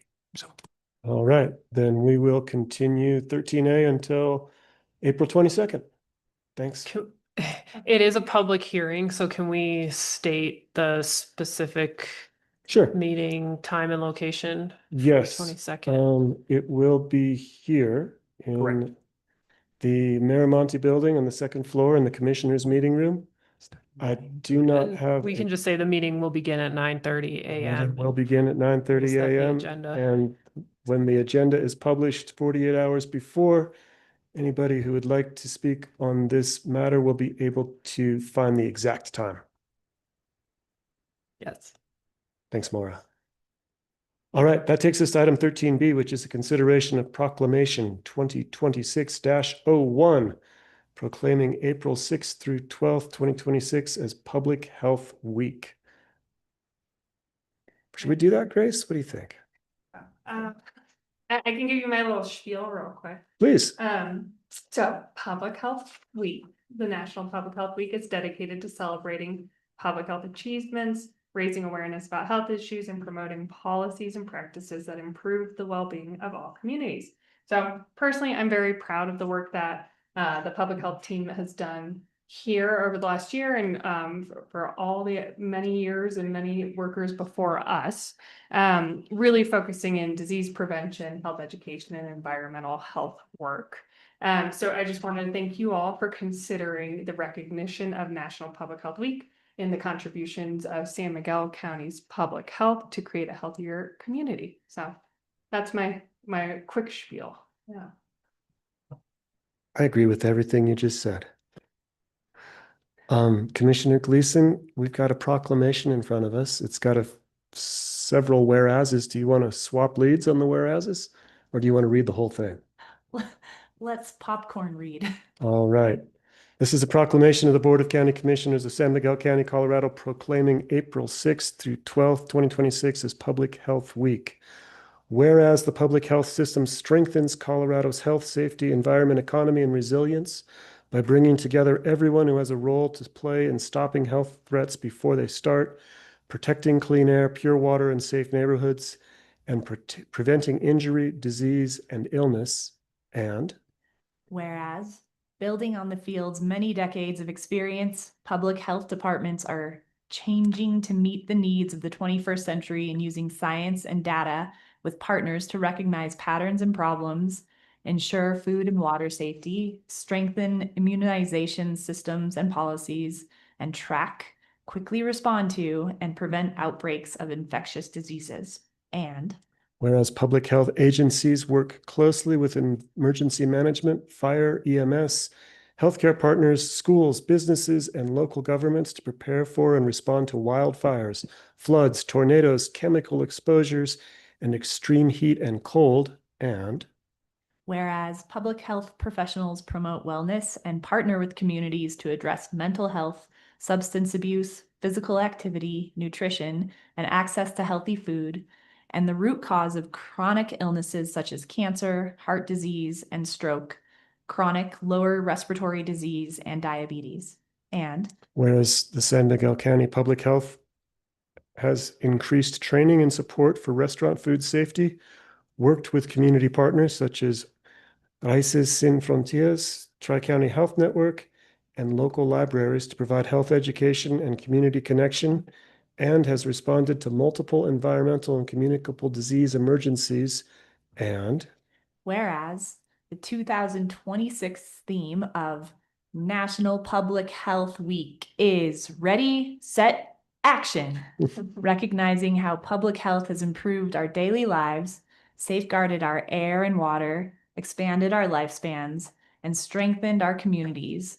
And we honor the public health workers who show up for us every day to advocate for policies and practices that promote good health for all communities, including the 8 employees at San Miguel County Public Health, 2,430 employees at Colorado's 56 local public health agencies, 1,746 employees at the Colorado Department of Health, Public Health and Environment, and our many community partners.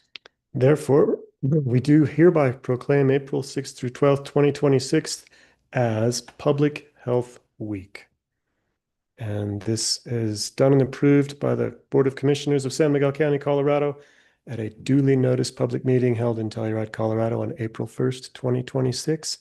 Before we celebrate, I think we need to vote to affirm this proclamation. Is that true?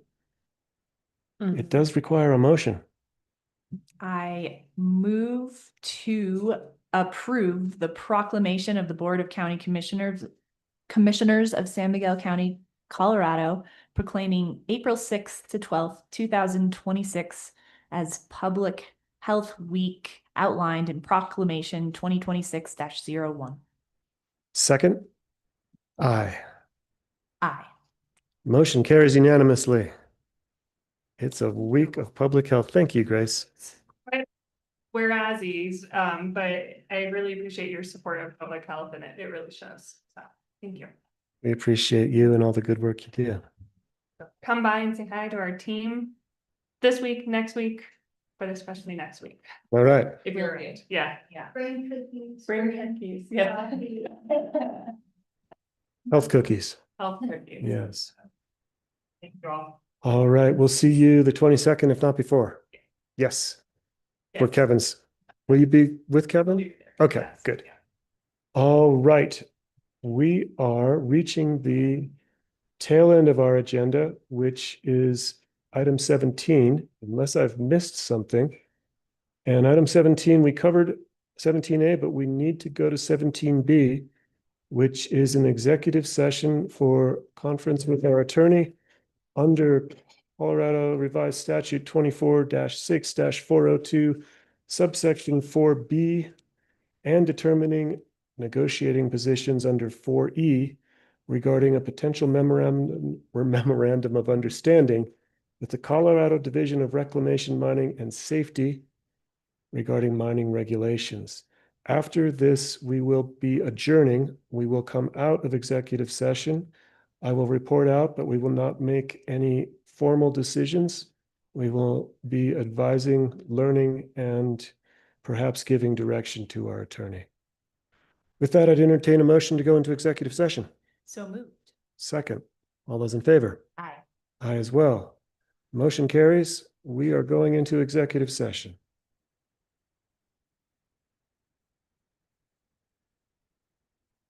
Do you have the other recorder?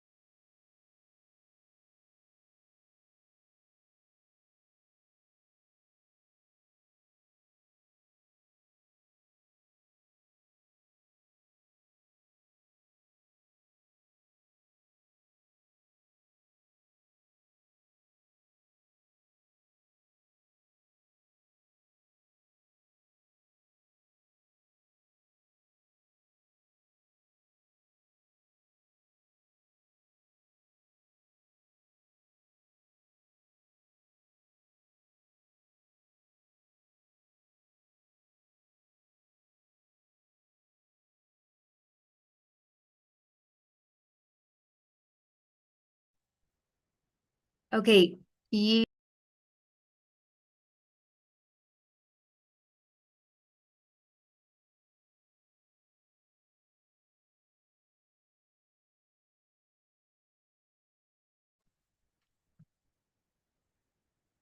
Check, check, check. We are live. Back again. All right.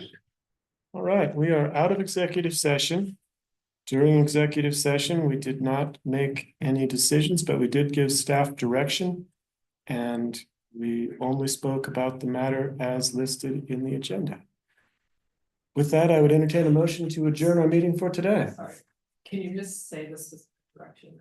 Oh, yes, the specific direction was to have our attorney contact outside counsel and continue exploring an MOU with the Colorado Department of Reclamation and Mining.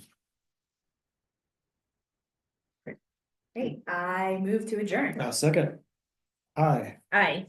Thanks, everybody. Have a good afternoon.